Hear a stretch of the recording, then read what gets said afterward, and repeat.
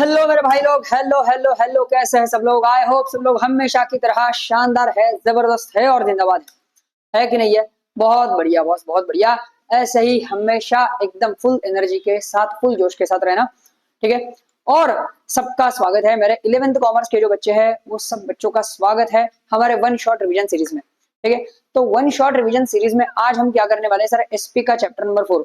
SP के पहले तीनों चैप्टर्स अपने हो चुके हैं, एग्जाम पॉइंट ऑफ व्यू से भी, कॉन्सेप्चुअली भी एकदम अच्छी तरीके से हो चुके हैं, ठीक है। आई होप वो वीडियो सारे बच्चे देख के आए हैं, तीनों के तीनों, ठीक है। अब बस चैप्टर 4 की बात बची है। चैप्टर 4 कंप्लीट होने के बाद सर हमारा टर्म एंड का जो एग्जाम है ना, उसके सारे रिविजन्स भी अपने खत्म हो जाएंगे, ठीक है बेटा। चलो, सो अपन अपने टारगेट के बहुत ही करीब है, बहुत ही करीब है, ठीक है। चलो, अपना टारगेट क्या है, 80 में से हर एक बच्चा 60 प्लस जाना ही चाहिए।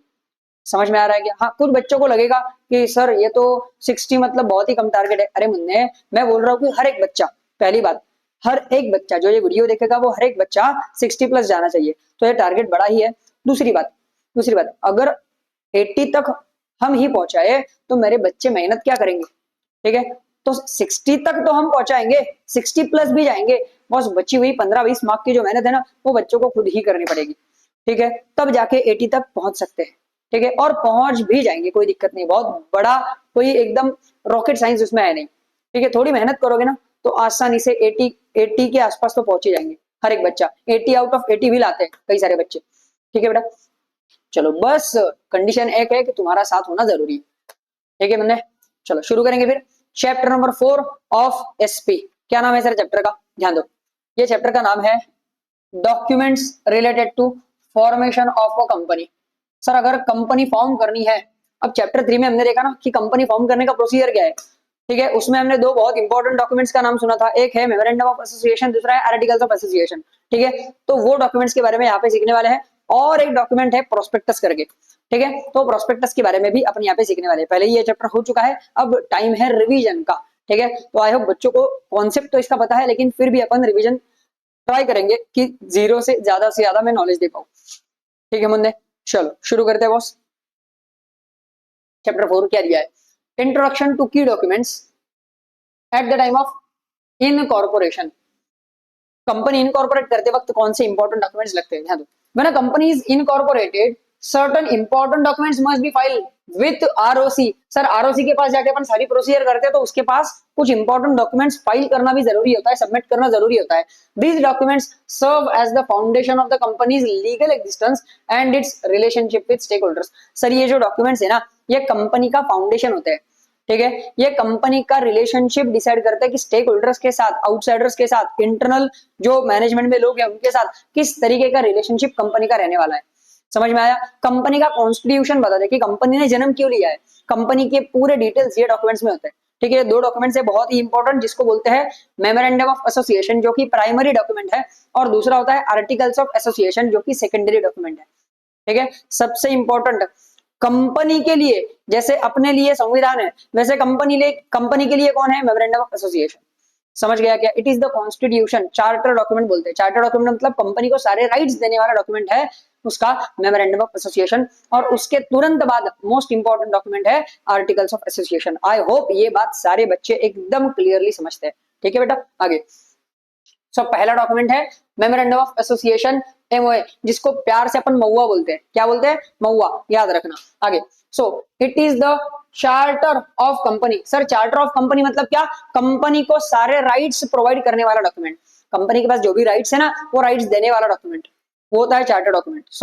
It is the memorandum of association is the charter of the company that defines it's objectives, powers and scope of activities. Sir company के ऑब्जेक्टिव, पर्पस, समझ में आ रहा है क्या? पर्पस क्या है? ऑब्जेक्ट क्लॉज होता है आर्टिकल मेमोरेंडम ऑफ एसोसिएशन में। ऑब्जेक्ट क्लॉज मतलब कंपनी क्या एक्टिविटी करेगी, कंपनी ने जन्म ही के लिए है, किस पर्पस के साथ अपन इसे एस्टेब्लिश कर रहे हैं। ऑब्जेक्टिव्स, पावर्स, कंपनी के पास पावर्स क्या रहेंगे, और स्कोप ऑफ एक्टिविटीज, और कंपनी क्या क्या एक्टिविटी कर सकती है, क्या क्या एक्टिविटी नहीं करेगी, ठीक है। आगे it specifies details like company name, registered office, objects मतलब बिजनेस एक्टिविटीज क्या क्या होंगे, library of members and share capital clause, ठीक है। तो इसमें सारे डिटेल्स होते हैं, ये हर एक डिटेल का जो सेक्शन होता है उसे बोलते हैं क्लॉज। तो इसमें ये सारे क्लॉजेस होते हैं, ठीक है। और एक एक्स्ट्रा मतलब टोटल 6 क्लॉजेस होते हैं इसमें, ठीक है, ये सारे क्लॉजेस होते हैं उसमें। कंपनी का नाम होता है, रजिस्टर्ड ऑफिस मतलब एड्रेस होता है, ऑब्जेक्ट मतलब क्या एक्टिविटीज करेगी वो होता है, कंपनी के मेंबर्स की लाइब्रेरी कैसी है, लिमिटेड है अनलिमिटेड है वो इसमें होता है, कंपनी का ऑथोराइज्ड शेयर कैपिटल कितना है वो होता है, ठीक है, और एक होता है सब्सक्रिप्शन क्लॉज करके, ठीक है। तो ऐसे सारे क्लॉजेस होते हैं इसमें मेमोरेंडम ऑफ एसोसिएशन में। It acts as a public document available for inspection by anyone dealing with the company. Sir ये ना पब्लिक डॉक्यूमेंट माना जाता है, मतलब पब्लिक डॉक्यूमेंट होता ही है कंपनी का। क्यों? क्योंकि कोई भी व्यक्ति जो कंपनी के साथ डील कर रहा है ना, वो इस डॉक्यूमेंट को एक्सेस कर सकता है, इस डॉक्यूमेंट को पढ़ सकता है, ठीक है। कैसे? या तो कंपनी के रजिस्टर्ड ऑफिस में, या तो एमसीए के पोर्टल पे जाके। समझ में आया? कुछ प्रिस्क्राइब फीस भर के वो डॉक्यूमेंट को एक्सेस कर सकता है। समझ में आया कि बेटा? पक्का पक्का 100%। गुड। आगे नेक्स्ट दूसरा है आर्टिकल्स ऑफ एसोसिएशन, जिसे बोलते हैं एओए, और अपन प्यार से इसे बोलते हैं अव्वा, ठीक है, ध्यान दो। It contains internal rules and regulations for managing the companies affairs. क्या बोला है सर? कंपनी के इंटरनल रूल्स और रेगुलेशंस सारे मैनेजमेंट से रिलेटेड, कि कंपनी के लोगों के, कंपनी में जो काम करते हैं वो लोगों के राइट्स ड्यूटीज पावर्स क्या है, ठीक है, कंपनी इनके साथ क्या काम कर सकती है क्या नहीं कर सकती, कंपनी का इंटरनल जो स्कोप है ना मैनेजमेंट का, वो बताने वाला जो डॉक्यूमेंट होता है वो होता है आर्टिकल्स ऑफ एसोसिएशन एओए, ठीक है। It defines provisions about shares, voting rights, directors powers, meetings and dividend distribution. ये सारे मैटर्स जो है कंपनी के इंटरनल मैटर्स, इसके बारे में कौन बताता है बेटा? कौन बताता है? Yes, articles of association. आगे, it governs the relationship between company and its members.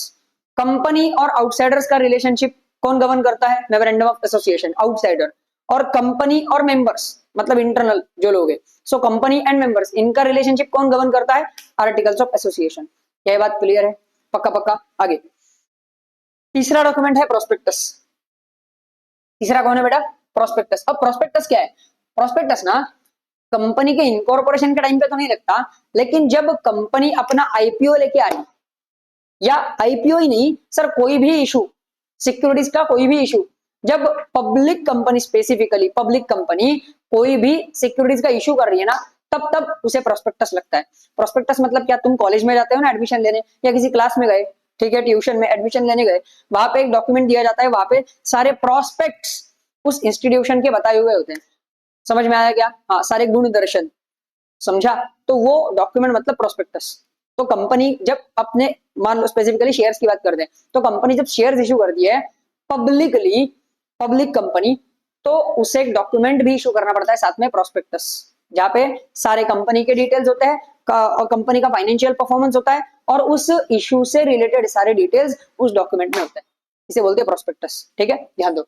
So it is a public company raising capital from the public must issue a prospectus. जब भी एक पब्लिक कंपनी पब्लिक से capital raise करेगी, मतलब securities market में issue करेगी, तब उसे एक डॉक्यूमेंट इशू करना पड़ता है जिसको बोलते हैं prospectus. It is a formal invitation to the public to subscribe to the company's shares, debentures और अदर सिक्योरिटीज।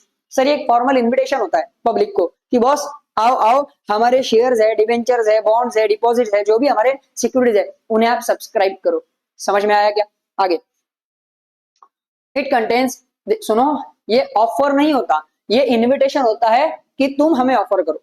समझे क्या? पक्का पक्का। आगे, it contains important information such as company objectives, financial statements. देखो इसमें क्या क्या होता है, कंपनी के ऑब्जेक्टिव्स होते हैं, फाइनेंशियल स्टेटमेंट्स होते हैं, मैनेजमेंट से रिलेटेड डिटेल्स होते हैं कि मैनेजमेंट में कौन है, की मैनेजरियल पर्सनल में कौन है, ठीक है, एंड एसोसिएटेड रिस्क, और हमारे सिक्योरिटीज में आप इन्वेस्ट करोगे तो क्या क्या रिस्क हो सकता है, ठीक है, हमारे प्रोस्पेक्ट्स भी और हमारे रिस्क भी। ये क्यों होता है? क्योंकि सर ये पढ़ के कोई भी इन्वेस्टर अपना डिसीजन लेगा इन्वेस्ट करने का, इसीलिए होता है, ठीक है बेटा। आगे, सो ये तीन डॉक्यूमेंट्स के बारे में हमें इस चैप्टर में पढ़ना है। सो पहला डॉक्यूमेंट कौन सा है? मेमोरेंडम ऑफ एसोसिएशन, एमओए, ठीक है, ध्यान दो। चलो, memorandum of association. The memorandum of association, MOA, is the, मैंने पहले ही बोला था क्या है, प्राइमरी डॉक्यूमेंट, कंपनी के इनकॉर्पोरेशन के लिए सबसे इंपॉर्टेंट डॉक्यूमेंट, क्योंकि इसमें कंपनी का कॉन्स्टिट्यूशन बताया है, ठीक है, इसमें कंपनी के ऑब्जेक्ट्स बताए हैं, कंपनी का पर्पस होता है, इसीलिए it is a primary document of the company. It defines the purpose, powers and scope of activities that a company can legally undertake. Sir एक कंपनी क्या कर सकती है क्या नहीं नहीं कर सकती, कंपनी का ऑब्जेक्ट क्या है, कंपनी के पावर्स क्या है, ये सब कुछ होता है मेमोरेंडम ऑफ एसोसिएशन में। आगे, it acts as company's charter and lays the foundation of its constitution. Sir company क्यों बनी है ये बताने का काम करता है ये डॉक्यूमेंट, और कंपनी को सारे राइट्स प्रोवाइड करने का काम करता है ये डॉक्यूमेंट, इसलिए इसको चार्टर भी बोलते हैं। ठीक है बेटा, आगे नेक्स्ट सेक्शन 2 क्लॉज 56 का एक जबरदस्त डेफिनेशन हम देखेंगे, और उसके बाद लॉर्ड केन्स का एक खूबसूरत डेफिनेशन हम देखेंगे। और इसमें से मैं रेकमेंड करता हूं हमेशा कि एग्जाम में लिखते वक्त ये डेफिनेशन लिख के आना, क्यों? क्योंकि ये डेफिनेशन तुम्हें अच्छे से समझता है। ठीक है, हाँ, सेक्शन 2 क्लॉज 56 का डेफिनेशन अगर कोई बच्चा नहीं लिखना चाहता तो कोई दिक्कत नहीं है। ठीक है बेटा, हाँ, जो बच्चे कर सकते हैं वो अच्छे से कर लेना। क्या बोल रहा है ये डेफिनेशन देखो, memorandum means the memorandum of association of a company as originally framed or as altered from time to time in pursuance of any provision of any previous company law or of this act। मतलब क्या बोला है sir? Memorandum का मतलब जिससे company memorandum of association बोलेगी। समझ में आ रहा है क्या? हाँ, जो शुरू से लेके कंपनी के कॉन्स्टिट्यूशन से लेके कंपनी के इनकॉर्पोरेशन से लेके जो मेमोरेंडम ऑफ एसोसिएशन करके इस कंपनी में है, या टाइम टू टाइम जिसे चेंज किया गया है, और कैसे चेंज किया गया है, इस कंपनीज एक्ट मतलब कंपनीज एक्ट 2013 या इसके पहले का कोई भी प्रीवियस कंपनी लॉ, उसके प्रोविजंस को ध्यान में रखते हुए उसे चेंज किया गया है from time to time, alter from time to time. समझ में आया? ये बता दिए पहली वाली डेफिनेशन। ठीक है, दूसरी वाली डेफिनेशन लॉर्ड केन्स की बहुत खूबसूरत है, ध्यान दो। हाँ, ये क्या है बोला, it is the legal document mandatory for every company, हर एक कंपनी के लिए बहुत जरूरी है। चलो, लॉर्ड केन्स का डेफिनेशन है, The MOA Memorandum of Association of a Company is its charter। Simple भाषा में बोला कि ये चार्टर होता है, मतलब राइट्स प्रोवाइड करता है, and defines the limitation of the powers of company. Sir company के पावर्स का लिमिटेशन मतलब कंपनी के पावर्स का स्कोप बताने वाला, कंपनी के पावर्स, हाँ, कंपनी के मेंबर्स के पावर्स नहीं, कंपनी का चार्टर डॉक्यूमेंट है और कंपनी के पावर्स का स्कोप बताने वाला डॉक्यूमेंट, डिफाइन करने वाला डॉक्यूमेंट, मतलब मेमोरेंडम ऑफ एसोसिएशन। ये कौन बोला है? Lord Keynes. ये डेफिनेशन करके जाओ, ये डेफिनेशन बहुत खूबसूरत है, 2 मिनट में समझ में आती है। ठीक है बेटा, आगे, it states what a company can do and what it can not do. Sir एक कंपनी क्या कर सकती है और क्या नहीं कर सकती, एक कंपनी क्या कर सकती है और क्या नहीं कर सकती, ये बताने का काम कौन करता है मेरे मुन्ने?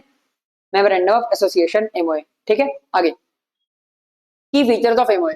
सर मेमोरेंडम ऑफ एसोसिएशन के फीचर्स क्या क्या है? पहला, प्राइमरी डॉक्यूमेंट है, it states the companies AIIMS and objectives. Company क्यों बनी है ये बताने का काम करता है, इसीलिए कंपनी का प्राइमरी डॉक्यूमेंट है। ठीक है, सबसे इंपॉर्टेंट डॉक्यूमेंट। आगे, it defines relationship with outsiders. Sir ये कंपनी का और आउटसाइडर्स का रिलेशनशिप एस्टेब्लिश करता है। ठीक है, या फिर रिलेशनशिप बताने का काम करता है, डिफाइन करने का काम करता है। Helps share holders, creditors, suppliers, investors know if a company can undertake a certain activity. ये सारे जो लोग हैं कंपनी के स्टेक होल्डर्स जिसे हम बोलते हैं, ये लोगों को ये डॉक्यूमेंट पढ़ के ही पता चलेगा कि कंपनी कोई एक्टिविटी कर सकती है या नहीं कर सकती, कंपनी की कोई एक्टिविटी वैलिड है कि वॉइड है। समझ में आया क्या? आगे, next, it is mandatory for incorporation. हमने चैप्टर 3 में देखा ना क्या कि सर मेमोरेंडम ऑफ एसोसिएशन के बिना और आर्टिकल्स ऑफ एसोसिएशन के बिना कोई कंपनी इनकॉर्पोरेट ही नहीं हो सकती। समझ में आया क्या? इसीलिए ये मैंडेटरी डॉक्यूमेंट है इनकॉर्पोरेशन करने के लिए। So it must be prepared it must be prepared at the time of incorporation and submitted to ROC registrar of companies। आगे, साइन बाय मतलब ये सब्सक्राइबर्स की बात कर रहे हैं। सो चैप्टर 3 में हमने सीखा पब्लिक कंपनी के लिए मिनिमम सब्सक्राइबर्स या प्रमोटर्स कितने चाहिए, प्रमोटर सब्सक्राइबर्स ठीक है जनरली सेम ही होते हैं। सो पब्लिक कंपनी के लिए मिनिमम कितने चाहिए? 7, प्राइवेट कंपनी के लिए मिनिमम 2 और 1% कंपनी के लिए मिनिमम 1। ठीक है, ध्यान दो। फिर क्या बोला है? 7 persons for public company, 2 persons for private company and 1 person for OPC 1% company। Each subscriber must agree to take at least 1 share। हर एक सब्सक्राइबर ने कम से कम एक शेयर लेना ही चाहिए, यह कंपल्शन है। हर एक सब्सक्राइबर को कंपलसरी एक शेयर, मैं अगर सब्सक्राइब कर रहा हूं तो मुझे कंपनी का एक शेयर खरीदना ही पड़ेगा, मेंबर बनना ही पड़ेगा। ठीक है, सो और क्या बोला है? एक्सेप्ट इन guarantee companies without share capital. और जहां पे कंपनी का नेचर है company limited by guarantee without share capital, समझ में आया क्या? वहां पे आपको ये शेयर लेने का कोई कंपल्शन नहीं होता, क्योंकि शेयर कैपिटल ही नहीं है ना, विदाउट शेयर कैपिटल बोला है तो शेयर कैपिटल है ही नहीं, तो आप शेयर ले ही नहीं सकते। लेकिन बाकी सारे कंपनीज में ये कंपल्शन है कि हर एक सब्सक्राइबर को एक शेयर, मिनिमम एक शेयर तो लेना ही पड़ेगा, मिनिमम। ठीक है, गुड। आगे, ये इंपॉर्टेंट है कि सर इसमें कौन से क्लॉजेस होते हैं। It contains 6 important clauses. कौन? Memorandum of association. इसमें 6 इंपॉर्टेंट क्लॉजेस है। पहला कौन सा है? Name clause. दूसरा है एड्रेस क्लॉज या रजिस्टर्ड ऑफिस क्लॉज। तीसरा object clause. Fourth liability clause. Fifth capital clause and six association या सब्सक्रिप्शन क्लॉज। ठीक है, पहला क्या है बेटा? Name clause. दूसरा एड्रेस क्लॉज या रजिस्टर्ड ऑफिस क्लॉज। ठीक है, तीसरा है object clause. Fourth liability clause. Fifth capital clause and sixth association या सब्सक्रिप्शन क्लॉज। ठीक है, ये इंपॉर्टेंट है, इसे याद रखना। आगे आगे और एक फीचर क्या है बेटा इसका? It is difficult to alter. Sir memorandum of association को अगर आप अल्टर करना चाहते हो ना, तो इसकी प्रोसीजर थोड़ी स्ट्रिंजेंट होती है। कई बार स्पेशल रेजोल्यूशन तो पास करना ही पड़ता है, लेकिन कई कई जगह पे ना आपको रीजनल डायरेक्टर का या सेंट्रल गवर्नमेंट का परमिशन या अप्रूवल लेना पड़ता है, बहुत सारी बार। ठीक है, बहुत सारे केसेस में तो वहां पे थोड़ा सा डिफिकल्ट हो जाता है मेमोरेंडम ऑफ एसोसिएशन को अल्टर करना। क्यों? क्योंकि इसको अल्टर करोगे तो कंपनी का कॉन्स्टिट्यूशन ही अल्टर हो सकता है। समझे क्या? कंपनी का इसेंस ही अल्टर हो सकता है, इसीलिए ध्यान दो। So since it defines the companies nature and character, alteration requires strict legal procedure. तो इसके लीगल प्रोसीजर थोड़े स्ट्रिक्ट स्ट्रिंजेंट होते हैं। आगे it must comply with companies act 2013। Sir एक बात है कि पापा चाहे कितने भी पापा हो, लेकिन पापा उनके पापा के शब्द के बाहर कभी जा नहीं सकते। मतलब क्या? पापा को हमेशा दादाजी की बात माननी पड़ती है कि नहीं? समझ में आ रहा है भाई? पापा तुम्हें कुछ भी बोल सकते हैं, लेकिन दादाजी की हर बात मानते ही है ना, उनके शब्द के बाहर कभी जाते हैं क्या? नहीं। इसका मतलब क्या है? सर मेमोरेंडम ऑफ एसोसिएशन चाहे कितना भी प्राइमरी डॉक्यूमेंट हो, चाहे कितना भी इंपॉर्टेंट डॉक्यूमेंट क्यों ना हो, चाहे कितना भी चार्टर क्यों ना हो, लेकिन उसे कंपनीज एक्ट की हर बात माननी पड़ेगी। कंपनीज एक्ट के दायरे में रह के ही उसे काम करना पड़ेगा। समझ में आया क्या? पक्का पक्का। तो मेमोरेंडम ऑफ एसोसिएशन का कोई भी क्लॉज, कोई भी पॉइंट, कोई भी प्रोविजन, कोई भी रूल जो भी है, वो कभी भी कंपनीज एक्ट के खिलाफ नहीं जा सकता। और जहां पे ऐसे झगड़ा होगा वहां पे हमेशा कंपनीज एक्ट ही जीतेगा। समझे क्या? पक्का पक्का। सो ध्यान दो, it can not contain anything contrary to company law या कोई भी लॉ। सिर्फ कंपनीज एक्ट की बात नहीं कर रहे, किसी भी लॉ को कॉन्ट्ररी कोई भी बात नहीं बोल सकता मेमोरेंडम ऑफ एसोसिएशन। ठीक है, आगे आगे ultra vires acts are invalid. पहली बात समझो, अल्ट्रा वायरस एक्ट्स मतलब क्या? अल्ट्रा वायरस एक्ट्स मतलब क्या? सर मेमोरेंडम ऑफ एसोसिएशन में ऑब्जेक्ट क्लॉज होता है, जहां पे अपन अपने कंपनी के पावर्स या एक्टिविटीज लिख के रखते हैं कि ये एक्टिविटीज कंपनी करेगी। उसके बाहर जाके मतलब अपनी एक बाउंड्री है, वो बाउंड्री को छोड़ के अगर कोई कंपनी काम करती है, ठीक है, तो उससे बोलते हैं अपन अल्ट्रा वायरस एक्ट। क्या बोलते हैं? Ultra vires act. लिमिट के बाहर जाके कोई कंपनी काम कर रही है, ठीक है, उसे बोलते हैं अल्ट्रा वायरस एक्ट। भाई तुझे जो अथॉरिटी है ना, उसी अथॉरिटी में रह के काम कर। उससे बाहर गया तो वो एक्ट नल एंड वॉइड हो जाता है, इनवैलिड हो जाता है, तो उसको बोलते हैं एक्ट अल्ट्रा वायरस। समझ गया क्या बेटा? पक्का पक्का ध्यान दो। So act beyond the powers of memorandum of association is invalid. Memorandum of association ने कंपनी को जो पावर्स दिए है, वो पावर्स के बाहर जाके अगर कंपनी काम करती है तो उसे बोलते हैं अल्ट्रा वायरस एक्ट। ऐसा हर एक एक्ट नल एंड वॉइड होता है, इनवैलिड होता है। आगे next, it is a public document. ये बात तो ऊपर ही देख ली अपन ने। पब्लिक डॉक्यूमेंट है मतलब क्या? सर इसे कोई भी एक्सेस कर सकता है जिस व्यक्ति को कंपनी के साथ डील करना है वो। Anyone dealing with the company is deemed to have knowledge of its MOA. Sir access कर सकता है, ये बात तो सही है, लेकिन ये माना जाएगा कि उसे ये डॉक्यूमेंट्स का नॉलेज है, वो ये डॉक्यूमेंट पढ़ के आया है। कोई भी व्यक्ति कंपनी के साथ डील कर रहा है, कॉन्ट्रैक्ट कर रहा है, तो उसने भले ही मेमोरेंडम ऑफ एसोसिएशन और आर्टिकल्स ऑफ एसोसिएशन पढ़े हो या ना पढ़े हो, लेकिन लॉ ये मानता है कि ये व्यक्ति ये दोनों भी डॉक्यूमेंट्स पढ़ के आया है। तो अगर कभी कोई दिक्कत आई और उसने बोला कि बॉस मेमोरेंडम ऑफ एसोसिएशन में, आर्टिकल्स ऑफ एसोसिएशन में ये बात लिखी है, ये मुझे पता ही नहीं था, तो लॉ बोलेगा this is not an excuse. Boss तू कंपनी के साथ डील कर रहा है, तू कंपनी के साथ एग्रीमेंट या कॉन्ट्रैक्ट कर रहा है, तो मैं ये मानता हूं कि तू ये दोनों डॉक्यूमेंट्स पढ़ के ही आया है। अब तू ये नहीं बोल सकता कि तूने नहीं पढ़े। समझे क्या? पक्का पक्का। आगे next point 10, prescribed format. Sir articles of association का प्रिस्क्राइब फॉर्मेट होता है। 5 तरीके के कंपनी के टाइप्स के हिसाब से 5 तरीके के अलग अलग फॉर्मेट्स है। Table A B C D E for different type of companies. तो क्या क्या फॉर्मेट है देख लेते हैं एक बार मेमोरेंडम ऑफ एसोसिएशन के। चलो क्या क्या बोला है देखो।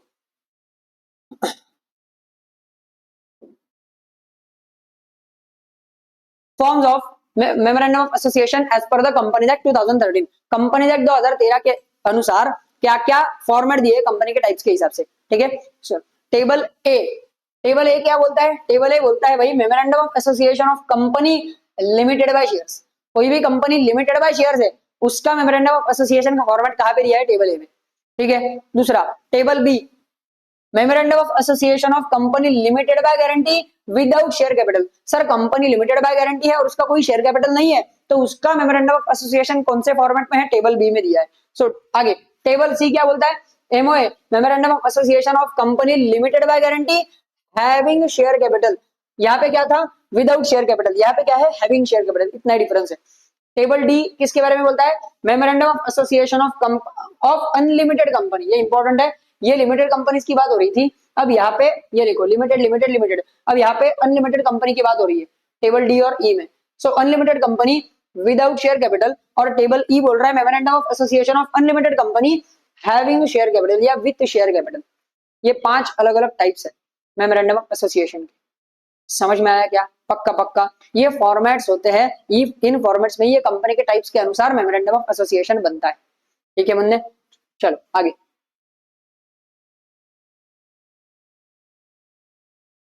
Clauses of memorandum of association. Clauses of memorandum of association and provisions of alteration. Sir memorandum of association के जो क्लॉजेस हमने 6 क्लॉजेस देखे, ठीक है, वो 6 क्लॉजेस को अभी डिटेल में देखेंगे और उसको अगर ऑल्टर करना है किसी भी क्लॉज को तो क्या करना पड़ेगा वो देखेंगे, ठीक है। ध्यान दो, the memorandum of association contains specific clauses that define a company's scope, powers and internal structure. Below are the 6 main clauses and how they can be altered as per the Companies Act 2013. उन्हें कैसे alter किया जा सकता है, ठीक है। पहला है नेम क्लॉज। पहला कौन है बेटा? ऊपर हमने देखा था नेम क्लॉज। नेम क्लॉज इसमें क्या होता है? सर इसमें कंपनी का नाम होता है बड़े से अक्षर में, ठीक है, कंपनी का नाम होता है, ठीक है। सर कंपनी का नाम बहुत इंपॉर्टेंट होता है। आप अपने चैप्टर नंबर 3 में देखा है ना कि अगर कंपनी तुम्हारी पब्लिक कंपनी है तो उसको आगे लिमिटेड लगाना पड़ता है, अगर कंपनी प्राइवेट कंपनी है तो प्राइवेट लिमिटेड लगाना पड़ता है, अगर कंपनी 1% कंपनी ओपीसी है तो आगे ब्रैकेट में ओपीसी लगाना पड़ता है। ये क्यों? ताकि लोगों को पता चले कि किस टाइप की कंपनी है, तो ये उस कंपनी के नाम में ही सारी चीजें आ जाती है, ठीक है। इसीलिए नाम बहुत इंपॉर्टेंट है कंपनी का, ठीक है, ध्यान दो। और नाम से रिलेटेड, नाम से रिगार्डिंग कुछ रूल्स भी है जो कंपनीज एक्ट ने बोले हुए, ध्यान दो क्या क्या है। मीनिंग, नेम क्लॉज का मीनिंग क्या है? It mentions the legal name of the company chosen by promoters. जो प्रमोटर्स ने रखा है वो नाम ये नेम क्लॉज में आता है, ये नेम क्लॉज में रजिस्टर हो जाता है आरओसी के पास, ठीक है। आगे रूल्स फॉर सिलेक्टिंग नेम। तो सर अगर नेम सिलेक्ट करना है तो क्या क्या रूल्स है? पहला, it should not be identical और similar to an existing company name. Sir कोई पहले से ही कंपनी है उसका नाम और अपनी कंपनी का नाम सेम नहीं होना चाहिए, हर एक कंपनी का नाम यूनिक होगा, ठीक है। आगे second, it should not violet any law और ऑफेंड एनी कम्युनिटी। सर किसी भी लॉ को या किसी वायोलेट नहीं करना चाहिए, समझ में आया? मतलब कोई भी लॉ तोड़ना नहीं चाहिए उस नाम की वजह से, या फिर लॉ को अपोज कर रहा है ऐसे दिखना भी नहीं चाहिए, ठीक है। और दूसरा, किसी भी कोई भी कम्युनिटी ऑफेंडेड फील नहीं होनी चाहिए तुम्हारे नाम से, ठीक है। मतलब कोई ऐसा नाम नहीं होना चाहिए जिससे कोई कम्युनिटी ऑफेंड हो जाए कि बॉस ये तो हमारे बारे में गलत बोल रहा है, जानबूझ के ऐसा नाम रखा, ऐसे सिचुएशन नहीं होनी चाहिए, ठीक है। तीसरा, it should not violate the emblems and names prevention of improper use act 1950। ये एक एक्ट है, emblems and names prevention of improper use act 1950। ये एक्ट ने नाम के बारे में कुछ प्रोविजन बोले, ठीक है। ये एक्ट को भी वायोलेट नहीं करना चाहिए, ये एक्ट को भी अपोज नहीं करना चाहिए। आगे, it should not resemble any registered trademark. Sir पहले से कोई नाम का ट्रेडमार्क निकाल के रखा है तो वो ट्रेडमार्क और अपना नाम भी मैच नहीं होना चाहिए, अलग होना चाहिए। आगे, it should not mislead that the company is connected with the government. और नाम में कुछ भी ऐसा नहीं हो, नाम में कुछ भी ऐसा वर्ड, स्टेटमेंट, फ्रेज कुछ भी नहीं होना चाहिए जिससे तुम्हारा और गवर्नमेंट का कोई कनेक्शन है ऐसे लिख के आए। समझ में आया क्या?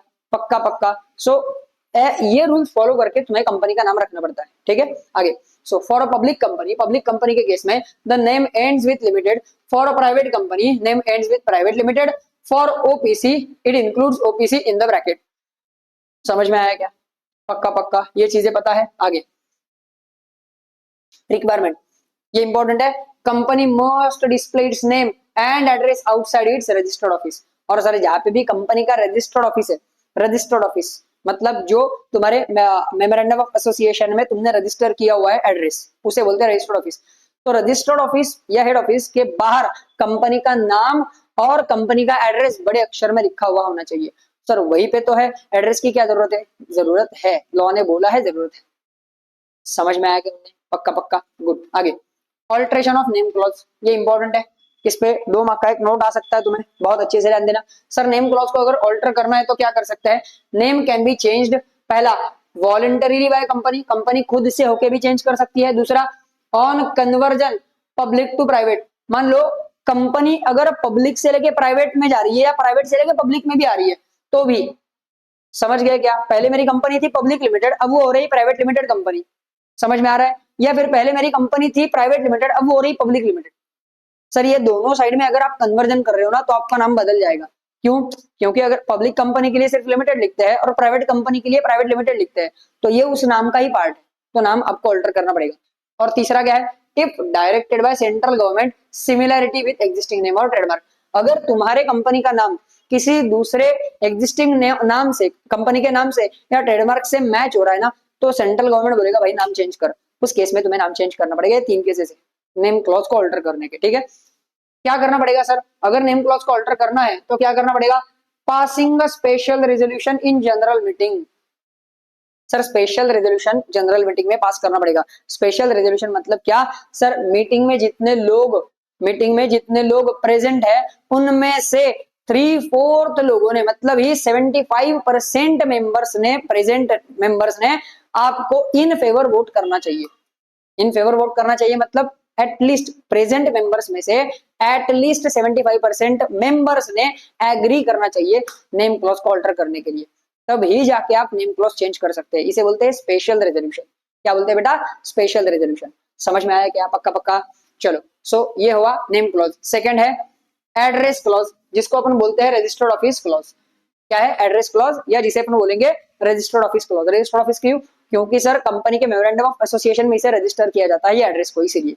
ठीक है मन, पक्का पक्का, गुड। आगे, कल हमने देखा था ना चैप्टर 3 का जो हमने रिवीजन किया, उसमें हमने देखा था क्या कि सर कंपनी के इनकॉर्पोरेशन के 30 दिन के अंदर अंदर रजिस्टर्ड ऑफिस फाइनलाइज करना पड़ता है, आरओसी को सबमिट करना पड़ता है वो एड्रेस। ठीक है, ये वही है जो 30 दिन के अंदर होना चाहिए। ठीक है, ध्यान दो।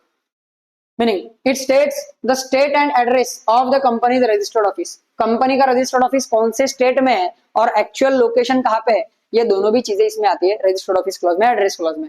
इंपॉर्टेंस क्या है? It establishes domicile, sir company का लीगल होम क्या है वो बताने का काम करेगा। आगे, it serves as official address for notices, communication and maintenance of statutory records, sir legally कोई भी कम्युनिकेशन कंपनी के साथ करना है, किसी भी अथॉरिटी को या आउटसाइडर को नोटिस भेजनी है, कोई और एक्स्ट्रा कम्युनिकेशन करना है, सर कोई ऑर्डर भेजना है गवर्नमेंट को, तो वो सारा कम्युनिकेशन कहाँ पे होगा? रजिस्टर्ड ऑफिस पे ही होगा। आगे, it determines jurisdiction of court, और कंपनी किस कोर्ट के ज्यूरिसडिक्शन के अंडर आती है। समझ में आया क्या? मतलब कौन से कोर्ट के अंडर कंपनी अपने लीगल केसेस फाइल कर सकती है, वो कोर्ट का ज्यूरिसडिक्शन बताने का काम करता है तुम्हारा एड्रेस क्लॉज। ठीक है, कि कंपनी मतलब महाराष्ट्र में, नासिक में है तो नासिक कोर्ट के अंडर आएगा, इस तरीके से। समझ में आया क्या? पक्का। आगे, next, alteration of address clause. Sir अगर एड्रेस क्लॉज को ऑल्टर करना है तो क्या? तो उसके 3 केसेस है अलग अलग। पहला, अगर आप शिफ्ट कर रहे हो कंपनी का location within same city. दूसरा, अगर आप लोकेशन शिफ्ट कर रहे हो from one city to another within same state. और तीसरा, अगर आप स्टेट ही चेंज कर रहे हो। मतलब क्या? पहला केस क्या है? सर नासिक में मेरी कंपनी है मान लो कॉलेज रोड पे, तो कॉलेज रोड से मैं जाना चाहता हूँ गोविंद नगर। ठीक है, सो सेम सिटी में मैं अपना लोकेशन चेंज कर रहा हूँ, इसके लिए कंपनी के रजिस्टर्ड ऑफिस क्लॉज को चेंज करने की, ऑल्टर करने की कोई जरूरत नहीं होती। समझ में आया क्या? क्या है? पहला, विद इन सेम सिटी अगर मैं अपना लोकेशन चेंज कर रहा हूं, so there is no need for alteration of memorandum of association. समझ में आया? सर मैं सेम स्टेट में सिटी चेंज कर रहा हूं, पहला क्या था? सेम सिटी में बस लोकेशन चेंज कर रहा हूं, तो कोई जरूरत नहीं है ऑल्टर करने की। दूसरा सेम स्टेट में सिटी चेंज कर रहा हूं, मतलब महाराष्ट्र में हूं, नासिक में मेरी कंपनी है, मैं शिफ्ट करना चाहता हूं पुणे में, सिटी चेंज हो रही है, तो ध्यान दो क्या करना पड़ेगा। So special resolution is needed, उस केस में आपको स्पेशल रेजोल्यूशन पास करना पड़ेगा। उस केस में क्या करना पड़ेगा? स्पेशल रेजोल्यूशन पास करना पड़ेगा। और सर मैं सुनो मैं अब स्टेट ही चेंज कर रहा हूं, मैं स्टेट ही चेंज कर रहा हूं। पहले क्या हुआ था, मैं सेम स्टेट में लोकेशन चेंज कर रहा हूं, कोई जरूरत नहीं है ऑल्टरेशन की। दूसरा, सर मैं सेम स्टेट में सिटी चेंज कर रहा हूं तो मुझे स्पेशल रेजोल्यूशन पास करना पड़ेगा। तीसरा, सर अब मैं स्टेट ही चेंज कर रहा हूं, मैं महाराष्ट्र में मेरा रजिस्टर्ड ऑफिस है, अब मैं चेंज करना चाहता हूं और जाना चाहता हूं मध्य प्रदेश में, एमपी में। समझ में आ रहा है क्या? पक्का पक्का। तो सर उस केस में स्पेशल रेजोल्यूशन तो लगेगा ही लगेगा, प्लस रीजनल डायरेक्टर का अप्रूवल भी लगेगा, रीजनल डायरेक्टर का अप्रूवल भी लगेगा। समझ में आया क्या? पक्का क्लियर है बेटा? ठीक है। रीजनल डायरेक्टर मतलब कौन? सर आरओसी के ऊपर जो अथॉरिटीज काम करते हैं, जिनके अंडर आरओसी काम करते हैं, वो होते हैं रीजनल डायरेक्टर। समझ में आया? 100%। टोटल 7 रीजनल डायरेक्टर्स, ठीक है। तो वो स्टेट वाइज उन्हें बांटा गया है काम, तो वो रीजनल डायरेक्टर के पास जाके मुझे रजिस्टर करना, मुझे अप्रूवल लेना पड़ेगा। समझ में आया? अगर उसका अप्रूवल आया तो ही मैं चेंज कर सकता हूँ सिटी को, स्टेट को। क्लियर है मन में? पक्का गुड। तीसरा है ऑब्जेक्ट क्लॉज। क्या है? Object clause. बहुत ही इंपॉर्टेंट, मेरे ख्याल से तो सबसे इंपॉर्टेंट क्लॉज ये है, सबसे इंपॉर्टेंट क्लॉज, ठीक है। क्योंकि कंपनी क्यों एस्टेब्लिश हो रही है, उसका कॉन्स्टिट्यूशन बताने का काम करता है ऑब्जेक्ट क्लॉज, ठीक है। ध्यान दो, it defines main objectives and other incidental और consequential activities of the company. Sir main काम कंपनी क्या करेगी और उससे रिलेटेड सेकेंडरी काम भी कंपनी को ही करेगी, तो वो क्या होगा ये बताने का काम करता है तुम्हारा ऑब्जेक्ट क्लॉज। आगे रूल्स क्या है? ऑब्जेक्ट्स कैसे होने चाहिए? Must not be illegal, immoral और अगेंस्ट पब्लिक पॉलिसी। सर आपके ऑब्जेक्ट्स इलीगल नहीं होने चाहिए, ठीक है, अनलॉफुल बिल्कुल नहीं होने चाहिए। दूसरा, इमोरल नहीं होने चाहिए, ठीक है, मॉरल्स के खिलाफ जाके कोई भी ऑब्जेक्ट आपको एस्टेब्लिश नहीं करना है वहां पे, और अगेंस्ट द पब्लिक पॉलिसी भी नहीं होनी चाहिए। मतलब आपने बोला मैं कंपनी एस्टेब्लिश कर रहा हूं रॉबरी करने के लिए, नहीं चलेगा। आपने बोला मैं कंपनी एस्टेब्लिश कर रहा हूं सर, मेरा बिजनेस रहेगा किडनैपिंग का, लोगों को किडनैप करूंगा, नहीं भाई, इमोरल है, अपोज टू पब्लिक पॉलिसी है। समझ में आ रहा है क्या? पक्का पक्का। सो ऑब्जेक्ट हमेशा लीगल होना चाहिए। दूसरा, company can not act beyond stated objects, उसे बोलते हैं डॉक्ट्रिन ऑफ अल्ट्रा वायर्स। और एक चीज है कि जो मैंने ऑब्जेक्ट क्लॉज में, भले ही आप लीगल बोल रहे हो, ठीक है, मैं लीगल दायरे में रह के काम करूंगा, लेकिन जो भी मैं ऑब्जेक्ट क्लॉज में स्टेट करूंगा मेरे एक्टिविटीज, मुझे वही एक्टिविटीज करने पड़ेंगे, उसके बाहर जाके मैं कोई भी काम नहीं कर सकता। अगर कोई ऐसा काम मैंने किया तो वो इनवैलिड हो जाएगा। ये कौन बोल रहा है? ये बोल रहा है डॉक्ट्रिन ऑफ अल्ट्रा वायर्स। कौन बोल रहा है बेटा? Doctrine of ultra wires. क्या ये बात क्लियर है सबको? पक्का पक्का समझ में आ रही है? ठीक है, गुड। आगे, तो डॉक्ट्रिन ऑफ अल्ट्रा वायर्स क्या बोलता है? डॉक्ट्रिन ऑफ अल्ट्रा वायर्स बोलता है कि सर आपने आपके ऑब्जेक्ट क्लॉज के बाहर जाके कोई भी काम किया तो वो काम इनवैलिड हो जाता है। सिर्फ वही काम, आपकी पूरी कंपनी इनवैलिड नहीं होती, सिर्फ वो काम जो आप अपने पावर्स के बाहर जाके कर रहे हो। मतलब मेमोरेंडम ऑफ एसोसिएशन ने आपको जो पावर्स दिए हैं, जो अथॉरिटी दे रखी है काम करने की, जो एक स्कोप दिया है काम करने का, उसके बाहर जाके अगर आपने कोई एक्टिविटी की, then it is ultra vires. Ultra vires मतलब इनवैलिड। समझ में आ रहा क्या? ध्यान दो, ultra vires means beyond the powers of MOA, MOA के पावर्स के बाहर जाके किया हुआ काम, दैट इज अल्ट्रा वायर्स।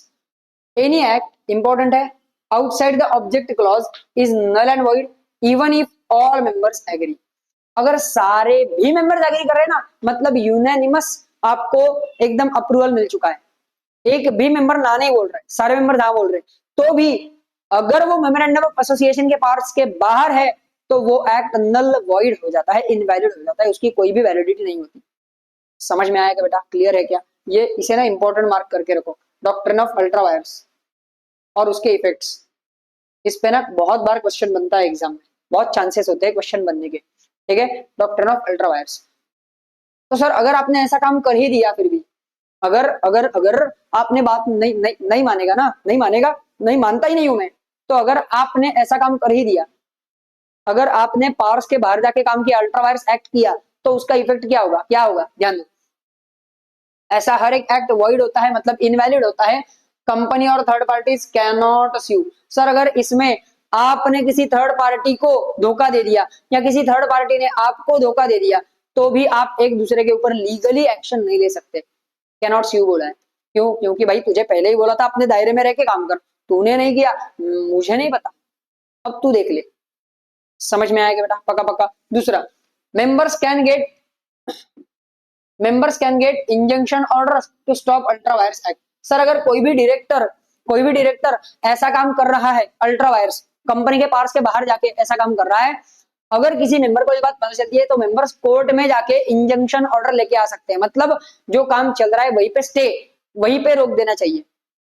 समझ में आया कि इसको बोलते हैं इंजंक्शन ऑर्डर। ठीक है, आगे तीसरा, directors are personally liable for ultra vires transactions. और सर अगर कोई ऐसा एक्ट होता है तो उसके लिए डायरेक्टर्स की पर्सनल लाइबिलिटी होती है, डायरेक्टर्स की पर्सनल लाइबिलिटी होती है। समझ में आया? These are the effects of ultra vires act. आगे सर अगर आपको आपके ऑब्जेक्ट क्लॉज को ही चेंज करना है तो, अगर आपको ऑब्जेक्ट क्लॉज को ही चेंज करना है तो क्या, it is allowed if necessary for business growth और सर्वाइवल। पहली बात, पहले अप्रूवल लेना पड़ेगा। ये अप्रूवल आपको कब दिया जाएगा, कब अलाउ, लॉ कब अलाउ करता है ऑब्जेक्ट क्लॉज को चेंज करना, अगर उसमें आपके बिजनेस का ग्रोथ हो रहा है या आप सर्वाइवल के लिए ऑब्जेक्ट क्लॉज को चेंज कर रहे हैं। समझ में आया? तो ही, मतलब मान लो कोई ऑब्जेक्ट में आप एक्टिविटी, बिजनेस एक्टिविटी कर रहे हो, आप बहुत घाटे में जा रहे हो, अब आपको सर्वाइवल करना है तो आप एक्टिविटी चेंज करना चाहते हो तो ही, या फिर बिजनेस ग्रो कराने के हेतु से अगर आप चेंज कर रहे हो तो ही आपको परमिशन मिलेगा। तो उसके लिए क्या करना पड़ेगा, ऑब्जेक्ट क्लॉज अगर चेंज करना है, ऑल्टर करना है तो क्या करना पड़ेगा, it requires a special resolution, special resolution pass करना पड़ेगा, सिंपल है। समझ में आएगा हमने? पक्का। चलो नेक्स्ट है, फोर्थ है लाइबिलिटी क्लॉज। लाइबिलिटी क्लॉज ये बताता है कि कंपनी के मेंबर्स की लाइबिलिटी कैसी रहेगी। ठीक है, हमने देखा ना कि जनरली तो लिमिटेड लाइबिलिटी होती है, ठीक है, लेकिन कई बार और कुछ भी हो सकता है। ठीक है, ध्यान दो क्या हो सकता है। So it states the extent of liability of companies members, company की नहीं, कंपनी के मेंबर्स की लाइबिलिटी, याद रखो हमेशा। ठीक है, so company limited by shares, मतलब क्या, liability is limited to the unpaid value on shares. Shares पे, शेयर्स के फेस वैल्यू पे जितना भी अमाउंट अनपेड है उतनी ही लिमिटेड लाइबिलिटी। समझा क्या? दूसरा, limited by guarantee, members liable to contribute a fixed amount at winding up. Sir company जब लिक्विडेट हो रही है, वाइंड अप हो रही है, बंद हो रही है ना, उस वक्त कुछ अमाउंट देने का मेंबर प्रॉमिस करते हैं, गारंटी देते हैं, उसे बोलते हैं लिमिटेड बाय गारंटी। या तीसरा है unlimited liability, company liability members की अनलिमिटेड रहती है। तो ये कौन डिसाइड करता है, ये मेमोरेंडम ऑफ एसोसिएशन में लिखा हुआ होता है लाइबिलिटी क्लॉज में। समझ में आया क्या मुन्ने? पक्का पक्का। आगे अगर लाइबिलिटी क्लॉज को चेंज करना है तो alteration of liability clause, companies act has no direct provision, alteration requires written consent of members since it's a contractual obligation. अब यहाँ पे कंपनीज एक्ट ने हाथ ऊपर कर दिया, कंपनीज एक्ट बोला भाई मैं कुछ नहीं बोलेगा, लाइबिलिटी क्लॉज को ऑल्टर करना है तो तू और तेरे मेंबर्स दोनों देख लेना, कंपनी और कंपनी के मेंबर्स दोनों भी डिसाइड करेंगे, वो मुझे चलेगा, लेकिन मैं देखूंगा कि मेंबर्स की रिटर्न कंसेंट है क्या लाइबिलिटी क्लॉज को चेंज करने के लिए। क्यों? क्योंकि ये टोटली मेंबर्स का और कंपनी का एक दूसरे के ऊपर जो ट्रस्ट है उसके लिए, उसके मामले में। समझ में आया क्या? पक्का पक्का। इसीलिए इसमें कंपनी लॉ कुछ नहीं बोलता, बस यहाँ पे एक मेंबर्स से रिटर्न कंसेंट होना बहुत जरूरी है।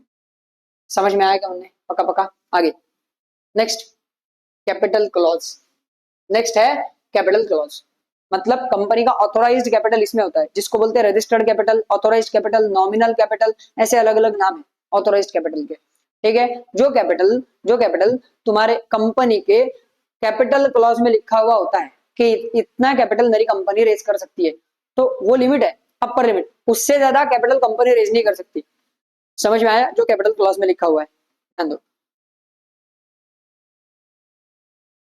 It states company's registered or authorized capital, that is maximum capital it can raise. इससे ज्यादा कैपिटल कंपनी रेज नहीं कर सकती, मैक्सिमम इतना ही रेज कर सकती है। इट स्पेसिफाइज, तो इसमें क्या क्या आता है, टोटल शेयर कैपिटल का amount, number of shares total, और फेस वैल्यू पर शेयर फेस वैल्यू कितना है।